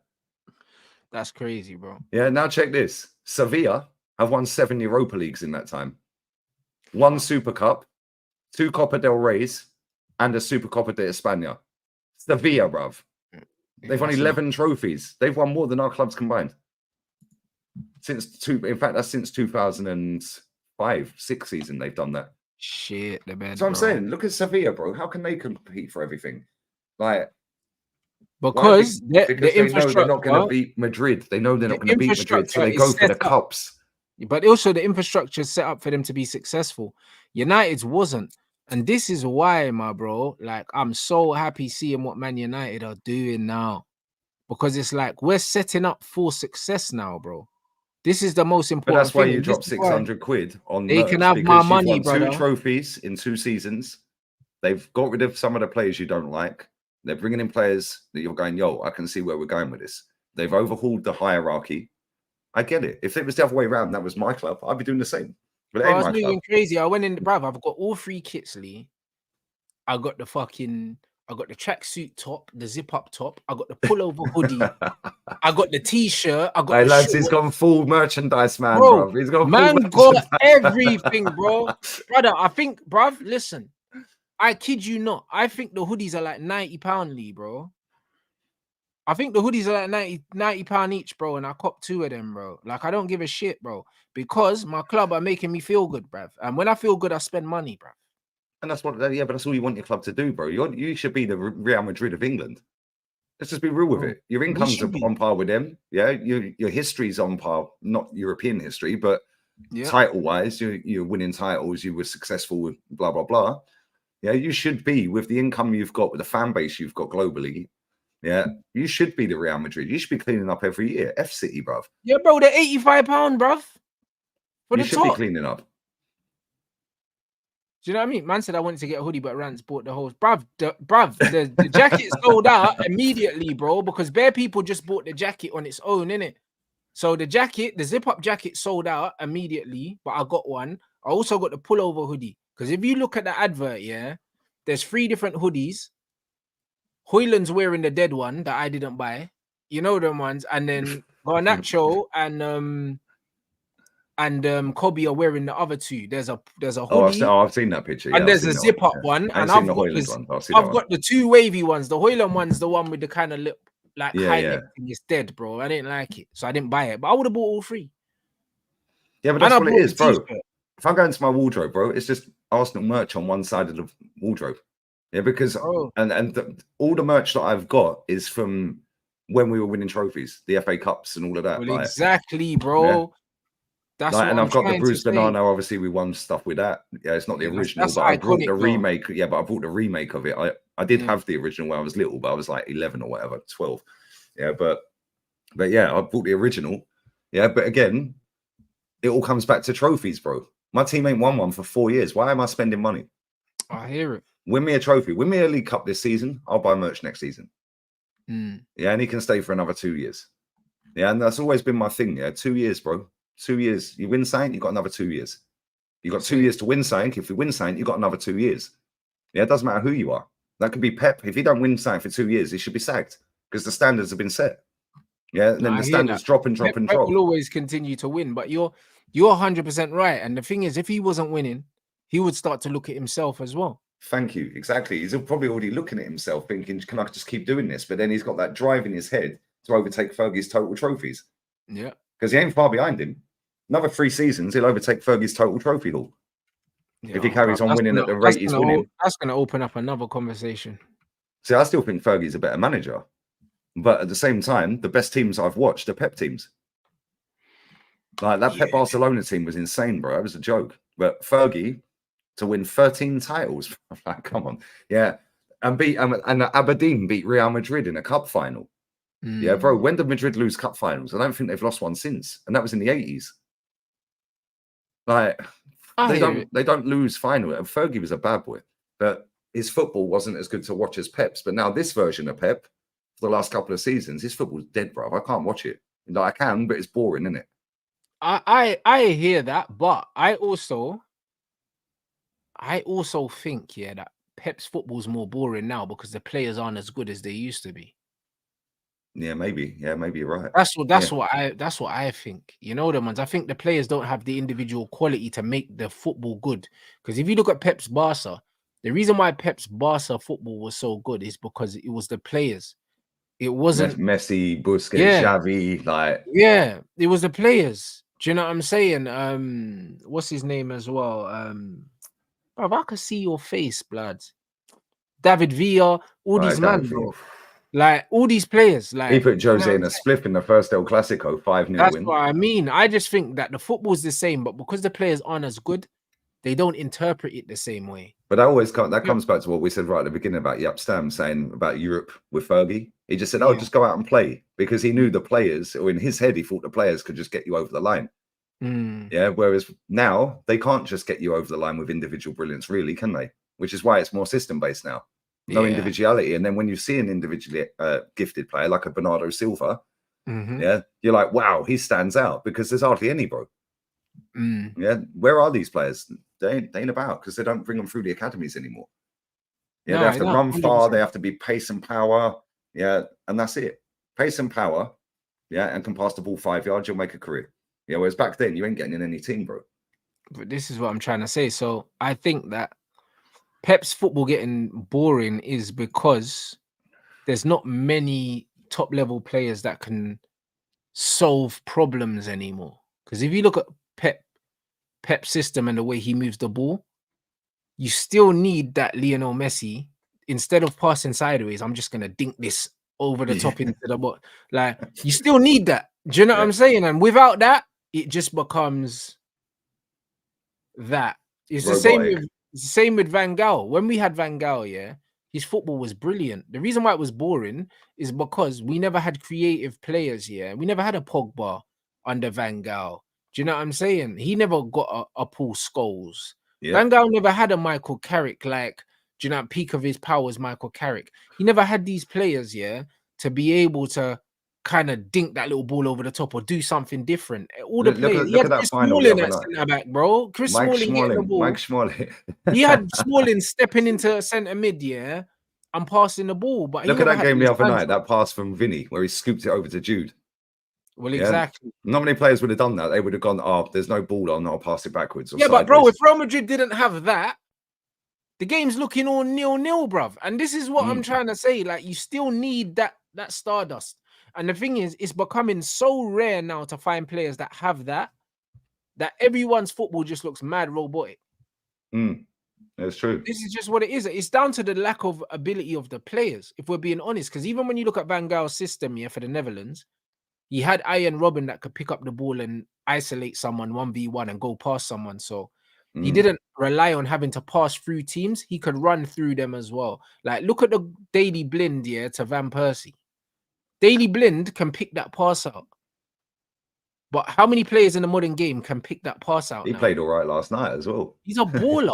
But how many players in the modern game can pick out that pass from that angle with that weight to see the run, all of that? Scholes used to do that every week, but who's Paul Scholes of today?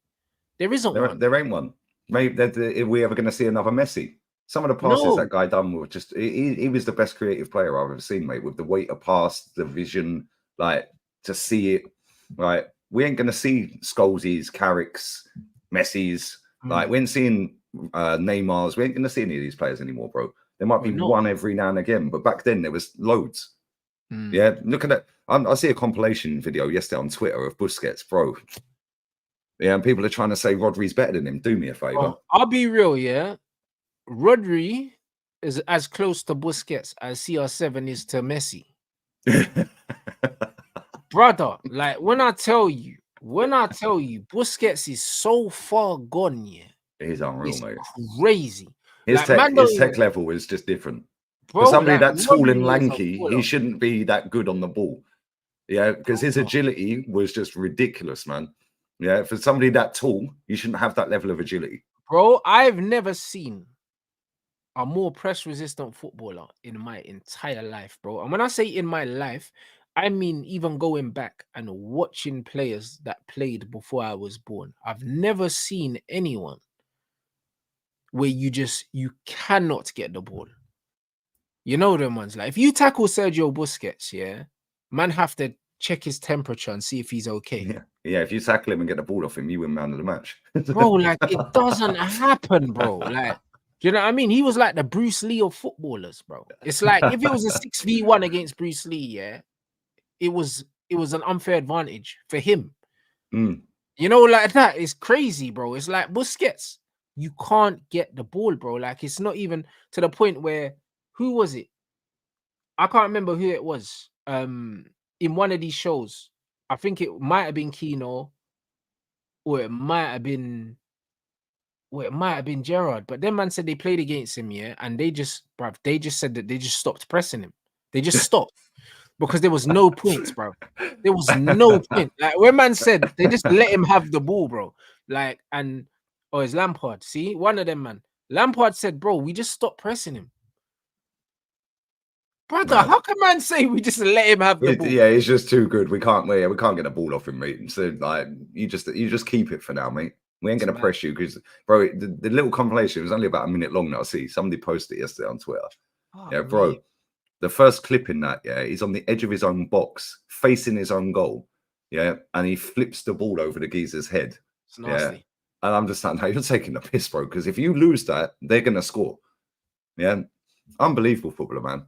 Unbelievable footballer. Yeah, Valderrama was a bad boy as well. Valderrama was a fucking baller. He looked like he smoked cigars. He looked like some Colombian drug baron, bro. Yeah, trust me, the moustache and the afro and the bad boy. But iconic hair, man. Iconic hair. But he was good. Matty did a the Streets Don't Forget. He does a little Streets Don't Forget thing on his channel, Southern Goonie. Yeah. Right. And bro, I swear he did a compilation, yeah, like where he's reacting to Valderrama. Bro, if Valderrama played in this era of football, he'd be the best midfielder in the world by a country and he's got the build for it as well. He could easily play in this era of football. No, definitely, bro. They could. I don't even know if he's still alive, bro. Yeah, no, I don't think he is. You know, but absolute baller. Oh, proper. But it's the thing. Like he done one on Recoba as well. I know it's slightly different position, but. Recoba, bruv, these men don't remember. And the thing is, one of my favorite players, Recoba, blood. And then I remember like on Pro Evo as well, blood. Man, shot power and that left foot. Oh, mate. Right, his left foot. His left foot was so Messi-esque. It is crazy, wasn't it? Like he had that Messi-esque left foot. But he had the power and he had the whip as well. Like man could whip it, but then he could put laces through it. Yeah, mate, he was bad, man. But it's the thing. People say, "Oh, we're nostalgia merchants." Yeah, that's because we've grown up in an era where we've seen proper football, mate. Yeah, and we ain't seeing what we're seeing now is not football. Yeah, it's not. It's not football. Yeah, but unfortunately, we're attached to the game, innit? Yeah, but that's why Pep's football's boring. Like, I deeped it because, bro, I was thinking, why do I not enjoy watching Pep's teams play anymore? And then I realized it's the players. It's not his style, it's how the style's interpreted. And it's very important. And this is why my argument was with managers like the De Zerbis and all these guys, give them better players and see what they do. And then we can assess if they're good managers or they're not. Because when you give managers better players and they have a system, it makes the system look better. It makes it more effective. And this is what it is, bro. Like, look what Bielsa done with Leeds, yeah? Like, Leeds were playing some amazing football. He got them into the Premier League. And look what he done with Bilbao bopping you lot off the park. Well, there you go. If you give Bielsa better players, yeah, he's a top manager, one of the top managers in the game. The thing is, Bielsa doesn't want those players because he wants to do things his way, and he understands that the way he does it, he's going to alienate certain players. He knows that, but he's doing really well with the national team. But this is why I rate this Girona manager. Yeah, I watched him last night. For the first half, Betis were easily the better team. Yeah, second half, Girona were the better team. But the last half an hour of that game, the first 60 minutes was pretty dead.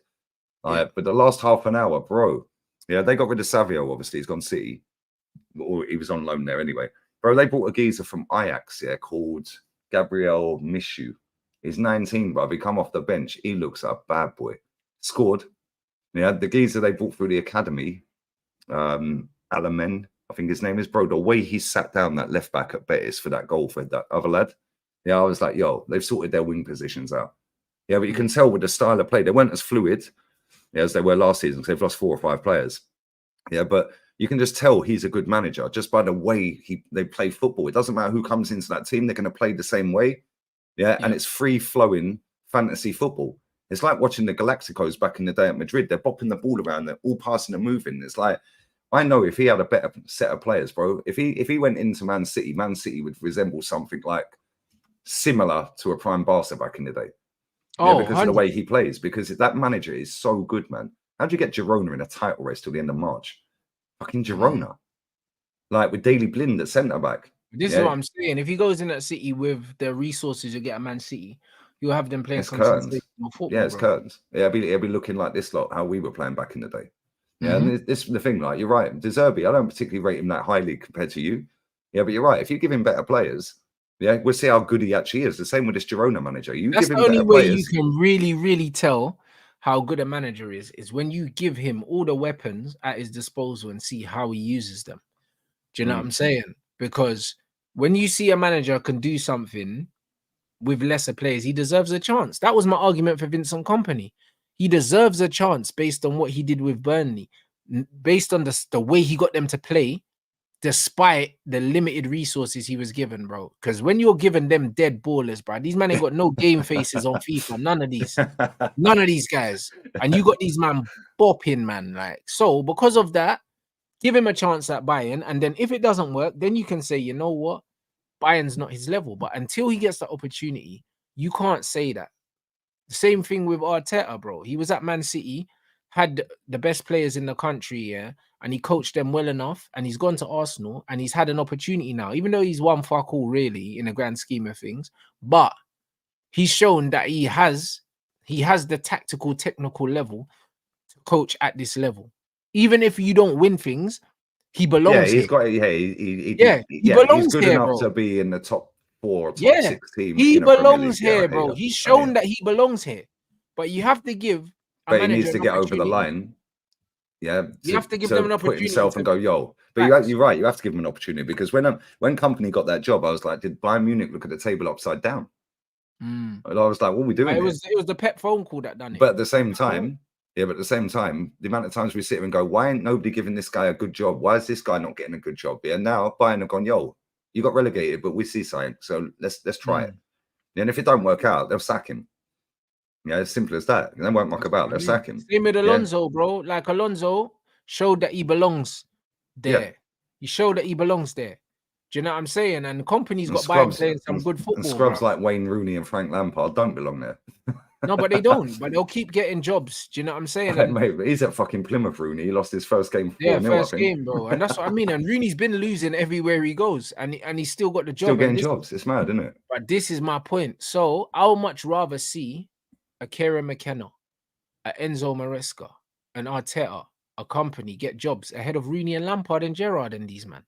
I'd much rather. Yeah, because they've actually done their coaching badging. But also, they're at least showing a style of football and showing a thirst for the game and showing a bit of personality. Even O'Neill and these guys. Rooney ain't got no style of play. It's rubbish. Rooney's just going off the back of his Wayne Rooney. That's it. Oh, Carrick's got man balling out. Do you know what I'm saying? At least Carrick's showing that he's got a bit of a style about him. Like, even the team that Carrick picked when he was in charge of United, even though he only had a few games, the fact that he was brave and dropped certain players and played certain players, you can see that he believes in what he's doing. Yeah, Rooney's just there for the banter. Yeah, Rooney's just there to stop up the bank balance. That bread's there for the crossbar challenge, bro. He don't want to sit with Colleen all day, bro. That's what nasty. It is. Crossbar challenge at the end of training. Rooney's there playing, bro. That's why he's there. Do you know what I'm saying, bro? He's not a serious brother. Do you know what I'm saying? And this is exactly what it is. This is what football is, bro. Man went and failed in America. How do you even do that, bro? Everywhere he's been panned. Derby, America. Where was the other one he went? He went somewhere else. Yeah, he's had 3 clubs. I think his win record's about 20%. It's nasty, bro. How do you keep getting a job? He's getting a job off of the fact he's called Wayne Rooney. No, that's it.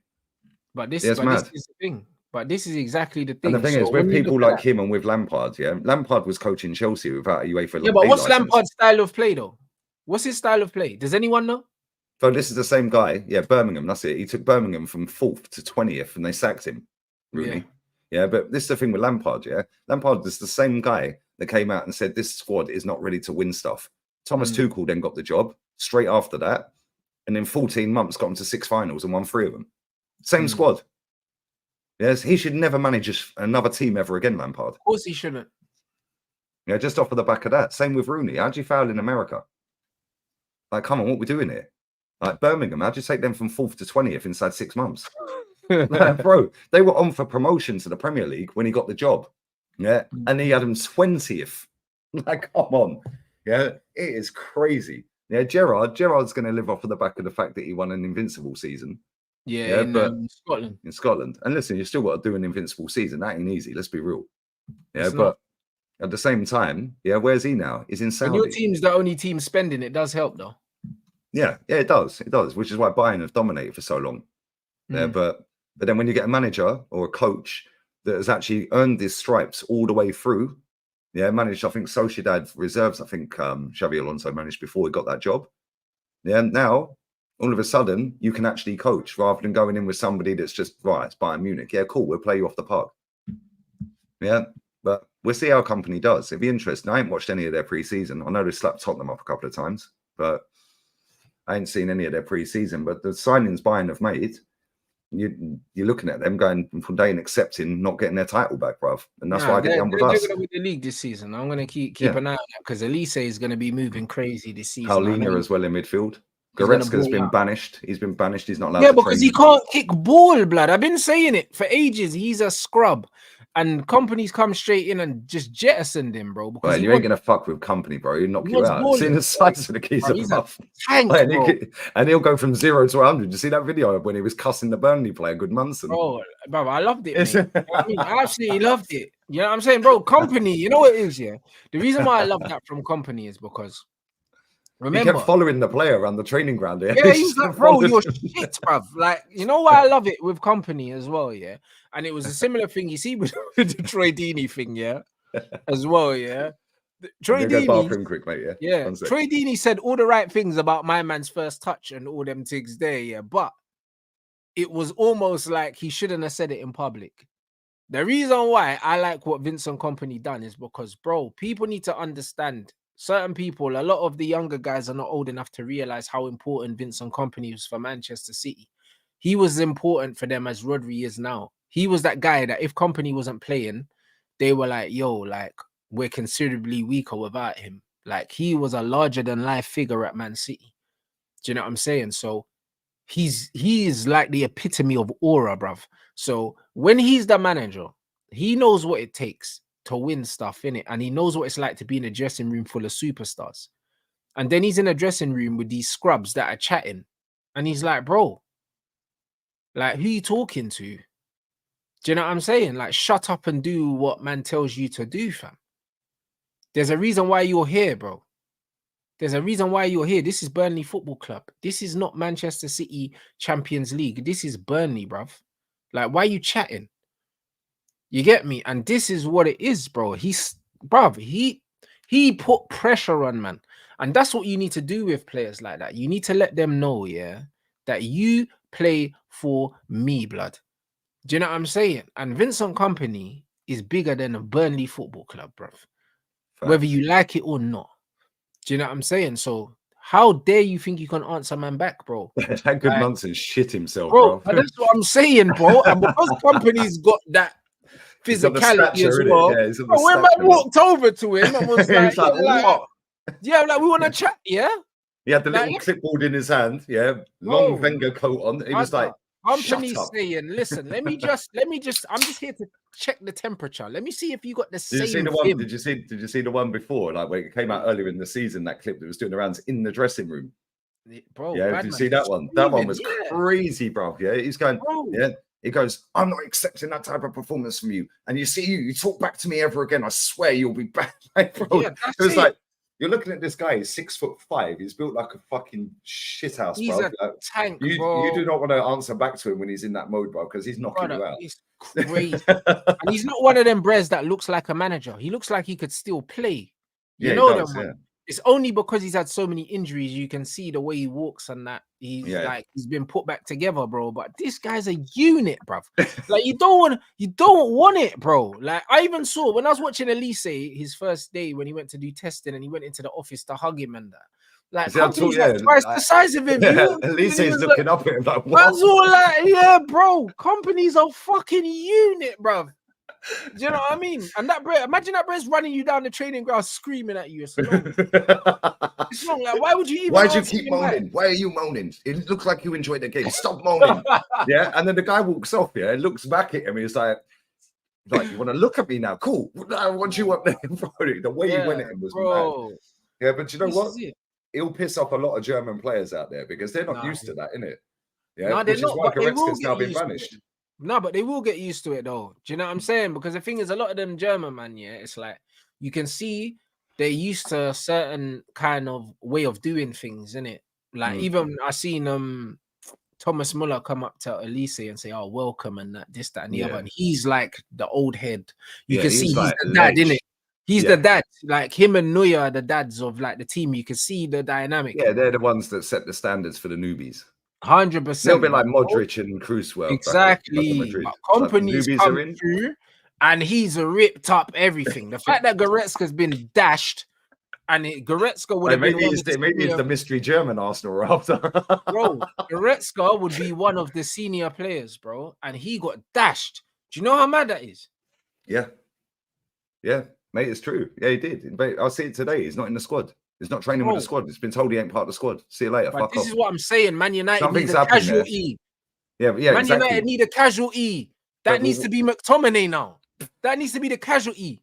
One of the youth players. But McTominay had probably knocked Ten Hag clean out, bro. Let's be real. Brother, no, Ten Hag's not got that aura or personality about him to be able to walk in and do what company's doing. I hear it, but Ten Hag's the kind of brother that will tell Rude to tell Scott he's not playing. That's fine, isn't it? Like, I don't mind. I'll be real. Just tell Rude to tell Scott that he's not playing. It's fine. Like I'm cool with it. Ten Hag's not gonna do it himself. Let's be real. I'm just gonna go to the bathroom. Can you tell McTominay he's not playing tonight? Yeah, that's it, bro. Listen, brother, he'll say to Rude, yeah. You look, just take the cool down, innit? Tell Scott he's not playing, man. Man's going toilet, bruv. What are you talking about? This is what he's on, bro. I'll be real. Jose's the kind of brother that will tell you you're not playing and tell you train shit. Ten Hag will pat you on the back and say, really good session today. Rude, tell him he's not playing. Bro, like, listen, I don't care how it gets done, innit? Just get him out of it. I'll be real. Like, but the thing is, Ten Hag's not really got a proven track record of like being up there as like a player or a manager. Yeah, whereas Vincent Kompany's had that as a player. So straight away, you can't knock his record. Exactly. You can't knock his record. Yeah, because when he walks in the dressing room, number one, everyone now knows, oh shit. Yeah, whether he's just walking in, there's certain people that when they walk in the room, everyone knows they're in the room and they don't even need to say nothing. Facts, yeah, bro. Company seems like that guy. Look at Ancelotti, look at Zidane. Like, guys, you need to understand, when man speak, you lot will remember when Solskjaer came in, what did Rashford say? What did Rashford say after Jose? Oh, it's nice to have a manager. Oh, he just played the game and that. Bro, this is what these guys do, bruv. I swear down. Like, listen, Jose is one of the most elite managers, but there'll always be players that say, oh, yeah, that's played the game. Because, bruv, man rate you when they know you can kick ball, blood. I swear to you. Like, when you can kick ball, man rate you more, blood. Do you know what I mean? It's just like as a man, if I know I can beat you up, there's a certain level of respect for you I can't have. Because there has to be fair there as well. Do you know what I'm saying? Bro, the reason why Mike Tyson's one of the most respected people on the planet is because at one point he could kill everyone. Kill everybody. Yep. Everyone. Even if he can't do it no more, man, think about Mike Tyson like he's still 19. But I guarantee he'll still smash up a lot of people on the planet right now. He won't do them all, but... Like, bro, you need to understand, that as it stands, if Mike Tyson fights Jake Paul beats him. Yeah. He does. Now, because Mike Tyson's 60, but brother, let me tell you something, bro. When man see Mike Tyson with the tat on his face and his sciatica and that, they still see the high top and the fade and the side parting and the gold tooth. They still see that shit now, blood. They still see it. Like, people will never forget that image. Man was talking about eat your children and that. People will still remember that Mike Tyson. Do you get what I'm saying? And it's the same in football. When Zidane walks in the room now, when Alonso walks on a training ground and pings a 60-yard grass cutter, brother, man straight away say, yo, that's my manager. Whatever he says, I'm doing it. Whatever he says, I'm doing it. And this is how football works, unfortunately. If you haven't played the game to any level, or you can't show a certain level of competence, man will not respect you no matter what. When I saw Gareth Southgate doing the 2-touch and he was better than Jude Bellingham, automatically, I had a lot more respect for Southgate. I had more respect for him. It's a real thing. Like, how's Jude Bellingham being given a run around by Southgate, bruv? In the 2-touch. Yeah, it's true. Bro, his touch was better than Foden's as well. Brother, listen, because Foden was chasing his touch at times as well. Yeah, he was just calm. Foden wasn't trying though. That's but Foden was taking a piss. Foden wasn't trying. Didn't move more than 1 yard. He didn't. He didn't. Southgate's thing was crisp. Yeah. He's got that Gary Neville tech where it's like It's consistently just good enough. Good. Yeah, it's You a know, 7 out of 10 every time. Every time the touch is 7 out of 10. It's not a 10, then it's not a 3, and then it's a 4, and then it's a 7. No, it's a 7 every time. Always a 7, bro. Because he came from the era of football where you needed to have fundamentals. Even ballers like Dennis Wise and them man had no flair, but they were the 2-touch ballers. First touch, second touch is a pass, and every touch was the same. Every touch is 7 out of 10, but they had no dribble, no flair, no nothing. 2-touch. That's it. And Southgate's from that era. Jamie Carragher, that era, 2-touch with the big hefty Puma Kings and that. Them man are from that era of just 7 out of 10. First touch, second touch is a pass. None of this fancy shit. But everything was always on point, innit? That's your foundation.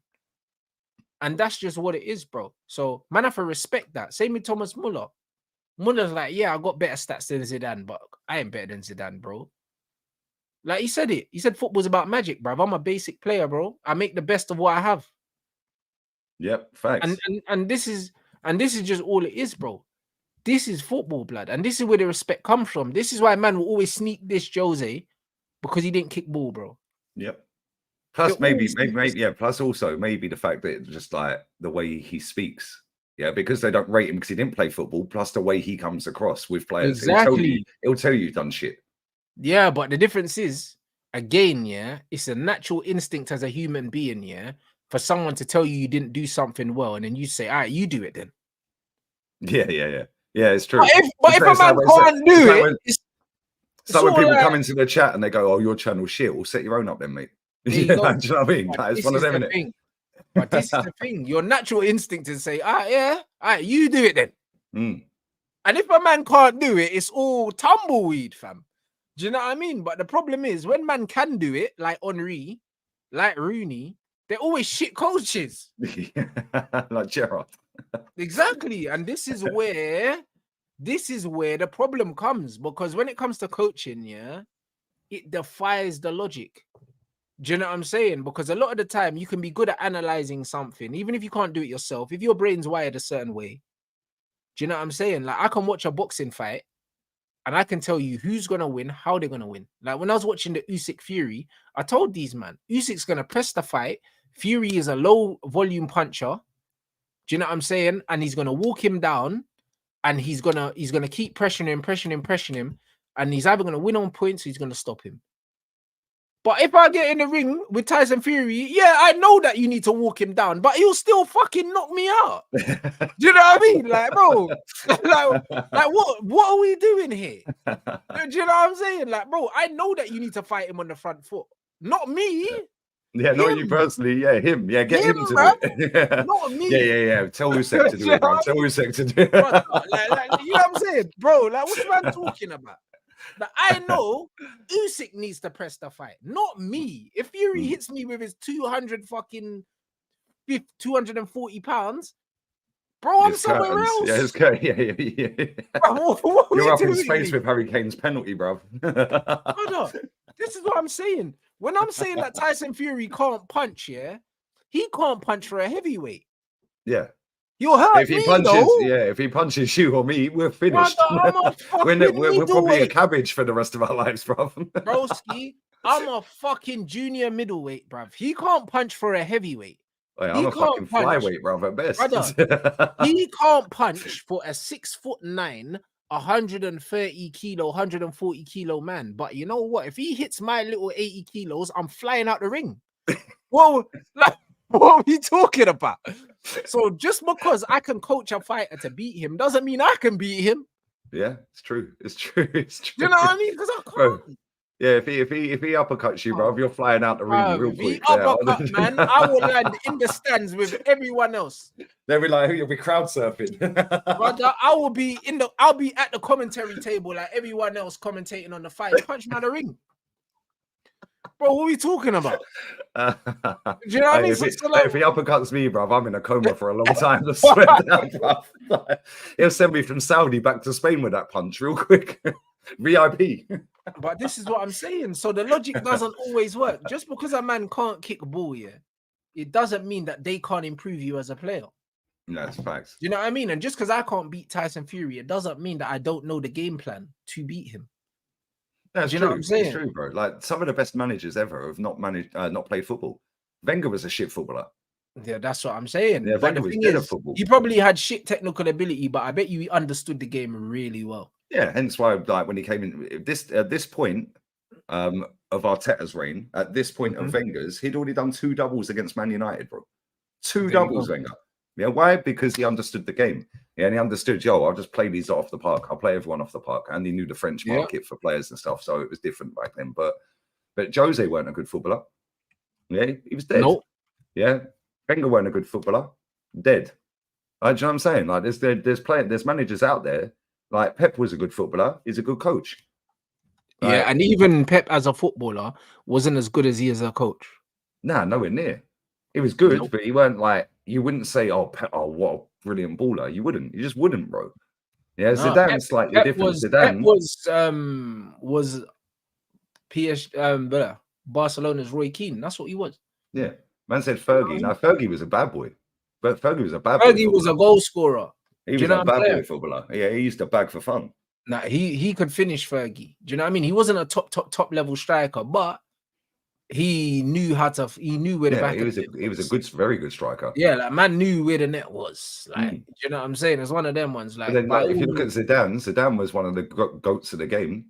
Yeah, and his legacy at Madrid as a manager and a player, even at Juve as well as a player, which got him the move. His legacy of winning them 3 Champions Leagues in a row, bruv. Like, he's going down as a legend for the rest of their days as a player and a manager. Yeah. So, like, sometimes it can work both ways, but most of the time, it don't work both ways. You're either a shit player and a good manager, yeah, or a great player and a shit manager. It's very rare that you get 2 that come together at the same time. And that's literally because what makes you a good player doesn't make you a good manager, and vice versa. Most of the time, what makes you a good player is intangibles. And that's it. Like, a lot of good players don't know why they're good players. Do you know what I'm saying? And it's very rare that you find a very, very good technical player that's also very, very intelligent and very articulate. Do you know what I mean? Like, Rooney ain't that. Gerrard ain't that. You know, though, these man can't fucking speak, bruv. Do you know what I'm saying? Like, bro, look at Grealo, bro. Look at Grealish, man, Foden and them, man. These man just want to shag birds and play football. Them man are not. You get me? They're not students of the game, bruv. Like, they're not. Like, why are we pretending, fam? And they'll never go into management. They will never go to management. As soon as they're finished, bruv, yeah, you watch, they're just out lunging and plunging everything, bruv. Like, that's it, out of the lash, bro. Do you know what I'm saying? Like, for every one Cesc Fabregas, there's bare ballers like Scholes, yeah, that, bro, his football takes are awful, but he's an unbelievable player. Bad boy footballer, yeah, he was. And the thing is, people have never given him his flowers because it's Paul Scholes, yeah. But when you ask any of the goats, yeah, there's Zidane's, there's Xavi's, all these players, bro, yeah, they always say, yo, he was the best player. Best player I played against. They all say it, bro. Yeah, and that's not just because they're sucking him off. It's because it's actually true, bro. But people don't realize how good Paul Scholes was. Yeah. They don't. Same with Cesc. Cesc will never go down in the GOAT category. Yeah, Cesc is unbelievable. Unreal. But the reason why he's a great coach is because he's a thinking player. Look at Hazard, bro. Hazard's sick, but none of his things, there's nothing about Hazard's game that means that he's going to be a good coach. He didn't even like training. He fucking loves a beer. I hear him. Yeah, I hear bro, him. Yeah, this guy was eating burgers and chips and drinking beer all summer, bro, and come back 5, 10, 15 kilos overweight and then just thought, sod it, I can't be asked, bro. You got your move to Madrid and you effed it up. That's it. Because he was comfy. He was comfy. He's like, I just turn up and I turn up, innit? At Chelsea, bro, that guy, even overweight Hazard at Chelsea, was still a bad boy, bro. Like, still a bad boy. He was such a good player. Yeah, but he'll never go into management because he ain't got the mentality as a player in the first place. The same with Foden and same with Grealish. He's got the mentality to be bad boy players, but they don't want to coach, bro. Yeah, it's a chore to them to stay fit. So now they've got to go into management. Anyone that watches basketball, it's like Jokic. He's the best player in the league. But it's like Eden Hazard. This brother wants to go to the horses and drink beer. This motherfucker, he ain't trying to play basketball. Yeah. Do you know what I'm saying? I'm not trying to play basketball, Eden bro. Hazard sitting on Obi Mikel's podcast saying, yo, I like a beer in the summer. I like burgers. I like this. I like that. He likes a beer all year round, bruv. Do you know what I'm saying? 100%. You know, if he's got a man of the match award, he's going on the Lush that night. Yeah, but I rate that because he knows what he is and where he is, and he knows that he could have done a lot better in his career, but he's happy with what he's done. Yeah, I hear it. But at the same time, players like that do wind me up at times because he could have been the best player in the world, but he didn't care, bruv. Yeah, same. Yeah, George Best. Yeah, I was never lucky enough to see George Best, bro. This guy was a fucking joke. Yeah, that guy was smashing a hose in the fucking half time, bro, in the dressing room. Yeah, they're taking the team talk at half time, and he's bending over a couple of hose, bro, in the showers. Then goes out second half, completes the hat trick while he's smashed off his nuts, bro. Like, What a guy. same with Gaza. Look at Gaza, bro. Yeah, can you imagine Gaza being a football manager? Bro, that guy's unhinged. Yeah, but that's what But made you'd him. have a laugh every day. Yeah, Yeah, but guy's that's what made him hilarious. a top player, because he didn't give a fuck. And when Yeah. players that don't give a fuck are on the pitch, yeah, like Matt Letizia and that's when you see the best stuff. In fact, same with Merson. Merson was like that. Yeah, they don't care. Yeah, they're just You know like, what I'm yo, I'm saying? just here to have fun, innit? Yeah, I don't care. They don't care about the result. They don't care about their teammates. They don't care about Nope. anything. We're just here to have a good time, and I'm going to have my own good time. Yeah, and I'm going to Fact. show the whole world that I'm great, even when I'm drunk. It's mad, isn't it? Like, It it's is crazy, bro. Yeah, but I love players like that. But at the same time, I just think, like, especially with Hazard, because Hazard, it's not so much that he was pissed all the time, because he wasn't pissed. Yeah, it's just the fact that if he'd stayed in shape, yeah, bro, that guy could have genuinely been 3 or 4 times better than he showed us. And it's like, when players pissed, they're drinking alcohol, they're sniffing, they're doing all that stuff. Yeah, I get that, because if you take that out their game, they probably wouldn't be so good. Yeah, but that's what Hazard said. As soon as he started taking training seriously, he kept getting injured, bro. Like, bro, this is There we what go then. happens, bro. I don't think if Hazard took the game seriously, he would have been as good as he was. But the reason why he played the way he was, because he wasn't bothered. And that's how he plays the best. Same with Neymar. Like, if they were professional, they wouldn't have been as good, because what made them good was the fact that they didn't care when other people did. Do you know what I'm saying? And that's what was the differentiation between them and other players, was that they didn't care. And that's why they done outrageous things, because they didn't care. If they cared more, they wouldn't have tried certain things. Yeah, You know what I Maradona's mean? the ultimate for that as well. Pick up Casey in the Give a chat. Yeah, Maradona is the ultimate, bruv. Like, he just genuinely did not care, bruv. Yeah. Right, Ronaldinho, another one. They just 4 o'clock in the club. Yeah, they're in the club at 4 a.m. with a bunch of baddies, bruv. They're lunging and plunging everything. Yeah, then they go to training. Yeah, absolutely smashed. Yeah, do the crossbar challenge a few times, go and have a shower, get smashed again, and then next day, hat trick. Like, can you imagine being that good? Yeah, like, can you imagine being that good that you're pissed and you're high and you're still the best player in the world? Like, and it's not even that the rest of the players are shit. It's just you're so much better than them, even when you're hammered. Like, Maradona had an amazing life, bro. Like, honestly, bro. Yeah, imagine being that famous. Yeah, everyone on the planet knows who you are. Yeah, and you know that the whole world are watching you when you go and kick ball, and you're still pissed when you walk out on the pitch. Do you remember when you said to Gaza? Yeah, like, it's like him and Gaza. What was the exact thing he said? They're saying like, "Oh, don't worry, I'm drunk as well," or saying Gaza said. Yeah, bro. He said, "Don't worry, bro. Listen, high five and that." Yeah, man. Yeah, man. Yeah, it's crazy, man. That era of football was crazy, though. Yeah, yeah. 4 a.m. drunk in the club, 10 a.m. in training. Yeah, in training. It's mad, bro. It's mad. Yeah, Paul Merson and Tony Adams were going with the black bin bags underneath their training kits. They had to sweat out alcohol. Yeah. Real bad, man. Real men. Where to coach the camps. Yeah, come on. And then match day, they'd be the best players on the pitch. It's mad. They don't make players like that anymore because they're too professional. But like, at the same time, yeah, like, none of them players would ever want to go into management, really. I know Maradona did it, but bro, he was only doing it for the fucking banner. Yeah, it was pressure for him to take over. He didn't want to do that. No, he didn't. And you could tell he just didn't take it seriously, bro. Like, but when you see some of these ballers now, the proper ballers now, bro, they ain't going into Foden ain't going to be a manager. For what? He don't need to be, bro. By the time he's finished his career, he'll be one of the most decorated footballers of all time. He's already touching 20 trophies. Yeah, bro, he's about 20 odd behind Messi. Yeah, look how young he is. If he carries on going at the rate he's going of picking up trophies, bro, he'll probably be the most decorated player of all time. If he stays at that level, because I think he's on about 18 or 19 trophies, Foden. Messi's won, what, 45? Yeah. Messi's won about 45 trophies, I think. Yeah, so it's like Foden's Harold, 23, 24. Yeah, if he carries on going at the rate of picking up trophies he's picking up now, he could overtake Messi's trophies. Yeah, and that's mad. That's actually crazy.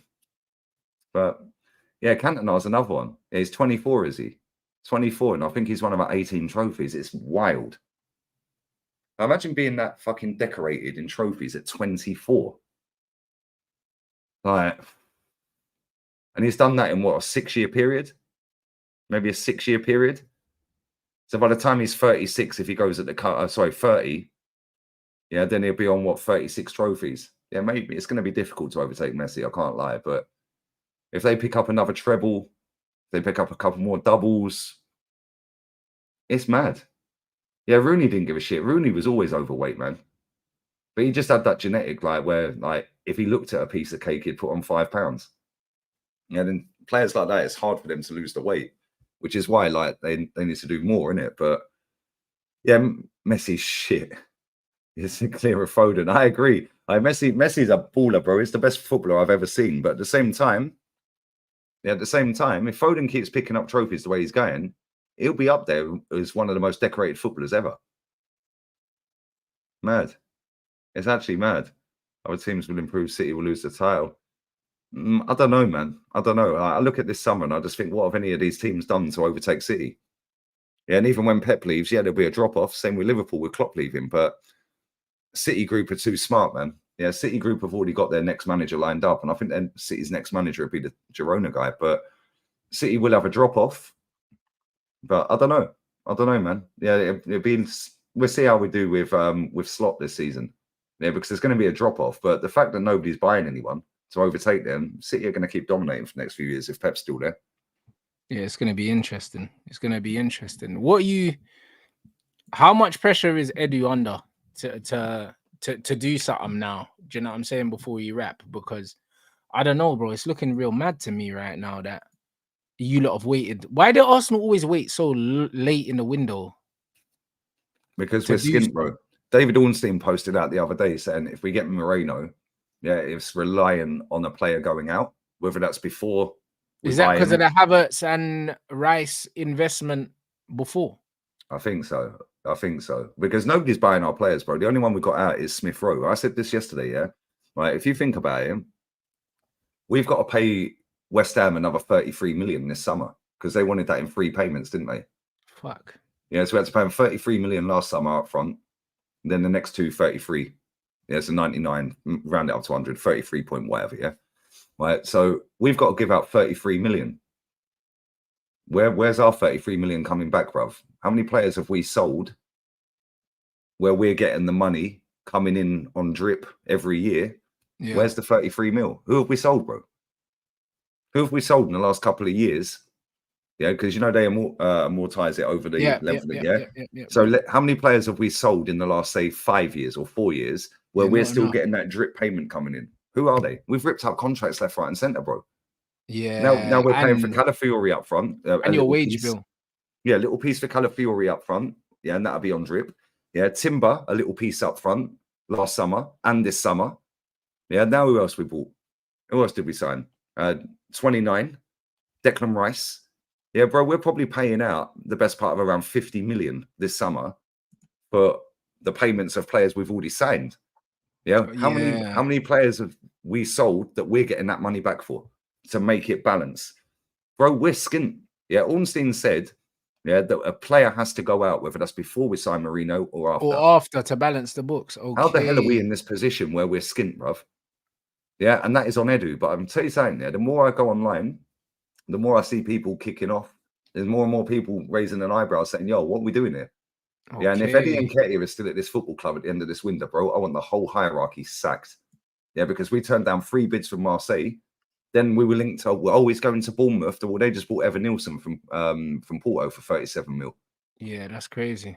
Yeah, why ain't nobody bidding for him? We rejected 27 million euros, bro, for Eddie Nketiah.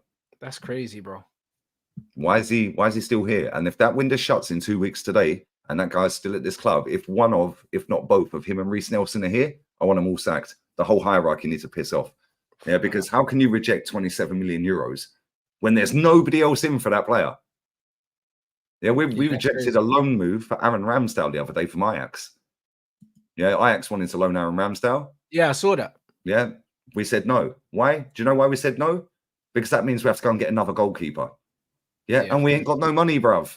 So you're actually skint. That's hilarious. That's how it's looking. What an amazing chain of events. You know the ones there, because bro, because these men were talking like they had bare money and that, and like they could do the Declan Rice thing every season and just drop 100 mil. So it's very refreshing to hear that that's not the case. Do you know what I mean? No, at least with Man United.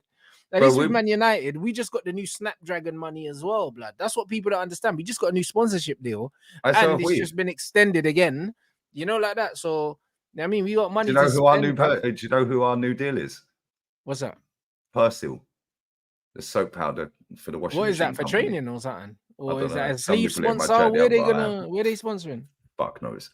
Yeah, Persil are now our sponsors, bro. Yeah, maybe they can clean our fucking books up then. That's what I'm saying. Bro, we're in a position where we've done so much money over the last 4 years, yeah, and ripping up contracts. You can't keep spending without much coming back in, because eventually you can't spend anymore. Not facts. Yeah, and this summer has proven to me that this club has got no money, bro. Yeah, because how are we sitting here doing 6 weeks to get a player in that we didn't necessarily need in Calafiori? Yeah, we could have done with forward positions. And now it's taken 6-7 weeks and we still ain't got Marino in. He's going to cost around 30 mil. Yeah, he's a cheap player. That should have been done ages ago. If we're being completely honest, like if the money was there to get him and it was so straightforward, you would have done it already. But the only player we've sold for money this summer is Smith Rowe. And that's 27 mil on drip. So let's say they paid 7 up front. So how come you wouldn't? How come? Because it's not like you're competing for Marino with someone else and he's waiting to give you a decision. Apparently, personal terms are agreed. So when you got the money for Smith Rowe, why didn't you go out and pay, bro? We seen with us, we got the Wan-Bissaka money and we blew it straight away. Yeah, but that covered Calafiori deal. Oh. Yeah, not only that, let's not forget we bought David Raya this summer officially. We loaned him last year and then we bought him this year. So now we've had to pay Brentford a bit up front. So hold on, how much did Raya cost you, man? 27 total. Okay, so let's say we've paid them say 5, 6, 7 million. Calafiori costs 40. Let's say we've given them 5 to 8 million. There's 15 straight out, plus the Declan Rice 33. And what have we got back? Because Fulham ain't giving us 27 up front for Smith Rowe. They're giving us 7, 5, 6. Yeah, you're right. We're finished, bro. We're getting a loan fee, or even not a loan fee for Tavares. They're just covering his wages for the season with an obligation for 9 mil at the end of it. So we're not going to get any drip money off of that until the next summer, which will go for the next 2-3 years of his contract to wherever he's gone. Yeah. Sambi Lokonga, we're not paying his wages. He's on loan at Sevilla. Yeah. So that's 50 grand off the wage bill every week. Bro, we're skin. The more I'm deep in this and the more I've been looking into it, the more I'm thinking, yo, we're skin. We are skin, bro. And also, what a lot of people don't understand is, from what I understand, PSR is done in over 3 years. Yeah. So you have to go back 3 years to Arsenal spending to understand where they are. Do you know what I'm saying? If you look how many contracts we've ripped up in 3 years, we're finished. We've ripped up Aubameyang. Yeah, we've ripped up Kolasinac, I think, maybe in the last 3 years. Yeah, we've ripped up loads, bro. Yeah, Nicolas Pepe. Yeah, we let him go for nothing. Terminated that contract, whatever. But either way, bro, we're still having to pay these people wages at that point. Yeah, we're in trouble, bro, like money-wise. Yeah, and I just look at it and I think, like, everyone's sitting there going, oh, but the other clubs, why is everyone getting rattled? The other clubs need to do more work to catch us up and blah, blah, blah. Yeah, cool, that's standard. I get that. However, we need a striker that can bag. We need a right winger because Saka's finished if he plays another 65 games this season. You know, there's no way that guy can do 65 games again to a high level. It's just not happening, bro. Yeah, we need another number 10 because we still ain't got cover for Odegaard if he drops down injured. Yeah, and we still need another CM. We need 4 players. And then if we get rid of Ramsdale, we need another goalkeeper. That'd be his 9th goalkeeper or something stupid. Yeah. And when he walked in the club, he had Emi Martinez, bruv. Like, man said Lee gaslighting himself is heavy. No, bro, why haven't we signed Marino? We are longing this deal out for one of the most underwhelming signings of the summer. It's true. By the time you finally get him, yeah, it's similar to like when Man United was signing Amrabat. We knew he was coming in. You know them ones, but it was like, by the time he came in, it was like, all right, cool, we got Amrabat, blood. Like, all right, cool. And the thing is, the guy ain't even this good, bro. Like, I watched. That's what I'm saying. This guy's their third best midfielder, bro. And look, you lot are doing a whole saga, yeah, for a player that doesn't even improve you. Facts. But then this lot have convinced themselves in our fan base that having Calafiori at left back and Marino at left CM is going to unlock Martinelli. All right, mate, good one. Unlock what? The guy's lost about 2 yards of pace. Literally. He went clean through the other day against Leon. Yeah. And then the defender caught him up, bruv. Martinelli 18 months ago ain't getting caught up. Yeah, he'll run the goalkeeper and slot it in. Yeah, I think we're skint, bro. I genuinely think we're skint. Yeah, because it's the only explanation to sum up this summer window. Nobody's coming in for any of our deadwood. Yeah, they're not forcing moves because they're happy to see their last year of their contracts out or 2 years or whatever. Yeah, the loans with obligations or options because nobody wants to buy them right now. And the fact that we're not buying anyone. That tells me we've got no money, which tells me the hierarchy have fucking used our money for the last 4 years or 3 years. Yeah. And if them two scrubs are still here, Reece Nelson, actually, I quite like Reece, but he's not good enough for Arsenal. But if Eddie Nketiah or Reece Nelson are still here, if not one or the other or both, yeah, if they're still here at the end of this window, bro, sack the whole board. I hear it. Yeah. I hear it. Yeah, because how do you reject 27 million quid for a player or 27 million euros for a player and then still keep him because nobody else bid for him? Yeah, that's incompetence at the highest level, especially if you are borderline PSR. Yeah, it's a bit mad. It's a bit mad, I'll be honest. Do you know what I mean? My man said, bruv, we already told you the mystery German was the pickpocket. Goretzka. It's Goretzka. it was the pickpocket. No, they were the Romanian G's, bruv. They were the Romanian G's. I said that to my missus. I said, they hired pickpockets. I said, what are your mob doing down the fucking Colney training ground? Yo, bro, slow down, bro. The game is the game, people. That was the mystery German, bro. Man was stealing iPhones. So. Yeah, man. The mystery German's probably Mertesacker. It wouldn't surprise me if Goretzka's the mystery German, though. I hear it. Yeah, because the way this is longing it out for this Marino guy, yeah, he could do a full Zubamendi and do a U-turn, bruv. Yeah, like, and then we just go, well, he's out of favour. We can get a cheap deal for Goretzka. Wouldn't surprise me one bit. Yeah, this club's finished, bro. Yeah, and let's be real, yeah, Champions League gets you better players. It gets you more money. Well, okay, mate, we signed Calafiori and we're taking forever to sign Mikel Merino. World class, yeah. All right, bro, we should have been all over Bruno Guimaraes. Pause. We should have been all over Neto, Elise, Paulinho, players like that. There's a lot of stuff you could have done, but if you're as broke as you seem to be, Lee, then it was never going to happen. I'll be real. And I'm very happy that this is the case. Do you know what I'm saying? Because your demise will be a pleasure. It will be a pleasure. It's okay, mate, because it's what half you kick off in an hour and a half. Hey, bro. Yeah, 3.5 hours from now, mate. Yeah, listen, Lee, I hope you're in the chat. Man United, when we go top of the league tonight, Lee, just make sure you're in the chat congratulating us, bro. Do you know what I mean? This is what it is. Man, don't worry, Smith Rowe's going to bag tonight. I can sense it. My spidey senses are telling me Smith Rowe and a Wobie masterclasses. Not, bro. Smith Rowe is going to go off 25 minutes in with a dodgy hammy, mate. He's last time he played at Old Trafford, he got injured in the warm down. There you go, innit? I'm not even joking, bro. This guy ain't scored a goal for 2.5 years, apart from the game he played the other day in pre-season. This is what I mean, bro. Listen. Yeah, so he's due one then, isn't he? He's due one. I see. So it is what it is. Listen, bro, let me enjoy the first game of the season, bro. Stop this negativity. Man, it's so toxic. Bro, that's what I mean, bro. Man, are going on like I'm not allowed to be happy that the Premier League is back. You know what I'm saying? Like, I'm kind of happy it's back, to be fair, but at the same time, I know that my team ain't going to win anything, bro. So it's like it's a bittersweet one, isn't it? I absolutely hear it. Do you know what I'm saying? My team's won something the last 2 years. I'm starting to get used to the feeling. Do you know what I'm saying? So it is what it is. You know what I'm saying? So we're gonna see, and we're gonna see what we win this year. This is what it will be, people. One thing's for sure: the way your club are moving right now, if he starts falling down the table real quick, mate, he's sacked. Yeah. Whereas if we fall down the table, he ain't getting sacked. No. If we finish 5th, this fan base is still keeping it. Of course, and this is great news for Manchester United. Do you know what I'm saying? Because at the moment, Van Nistelrooy and Ten Hag have more trophies than Arteta. So it's one of them things where, like, I look forward to continuing the agenda. You know what I'm saying? I hope he gets another 3 years at Arsenal. Do you know what I mean? Because then he ain't signed the contract yet. That's it, bro. Maybe they can't afford to pay him. Maybe. No, Well, yeah, apparently, I see a report the other day saying that he wants 18 million a year or something. 18 million a year. He wants more than Pep. I was like, That's okay, it. well, we can't even afford to buy Mikel Moreno, bro. That's what he's talking about. This is it. So no, bro. It's gonna be interesting, bro. I'm looking forward to this season.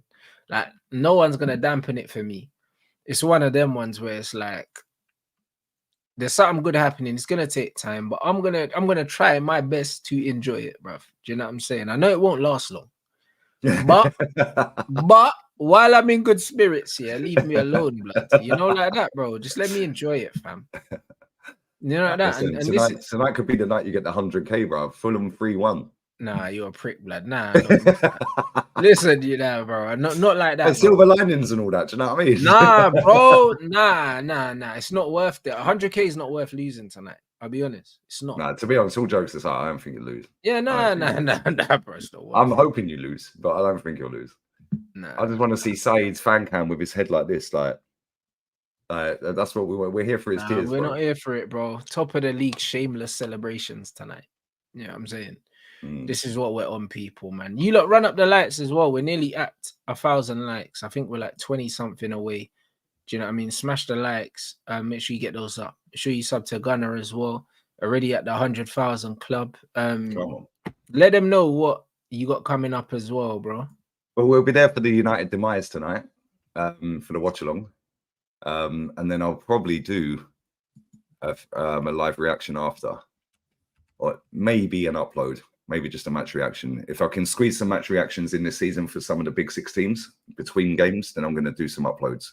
If there's no game, because there's 2 Spanish games tonight, but your game kicks off in between both, so I'm going to do that. So yeah, we'll be there. First night of the Prem, man. It's back. It's back. It's been a long summer, mate. Trust me, it's been a long summer. Can't wait, man. Do you know what I mean? So big up everyone. Do you know what I mean? We're back. Not too long. I think the lineup comes out at past. So yeah, man, we'll be back just after 7 p.m, bruv. Like, the lineup's out in 15 minutes. Half an hour. You know them ones there. We'll be back. We'll be soaking up the atmosphere. Basking in the ambience. That's it for the first game of the season, people. So big up everyone inside. You got like half an hour to get food or whatever. Do you know what I mean? And then we're back, people. So big up. And yeah, man's gonna redirect to the watch along. Make sure you smash the likes on the way in. Help boost the algorithm on the watch along, bruv. And let's close in on that 100K tonight, man. So big up. And yeah, man, half an hour, people.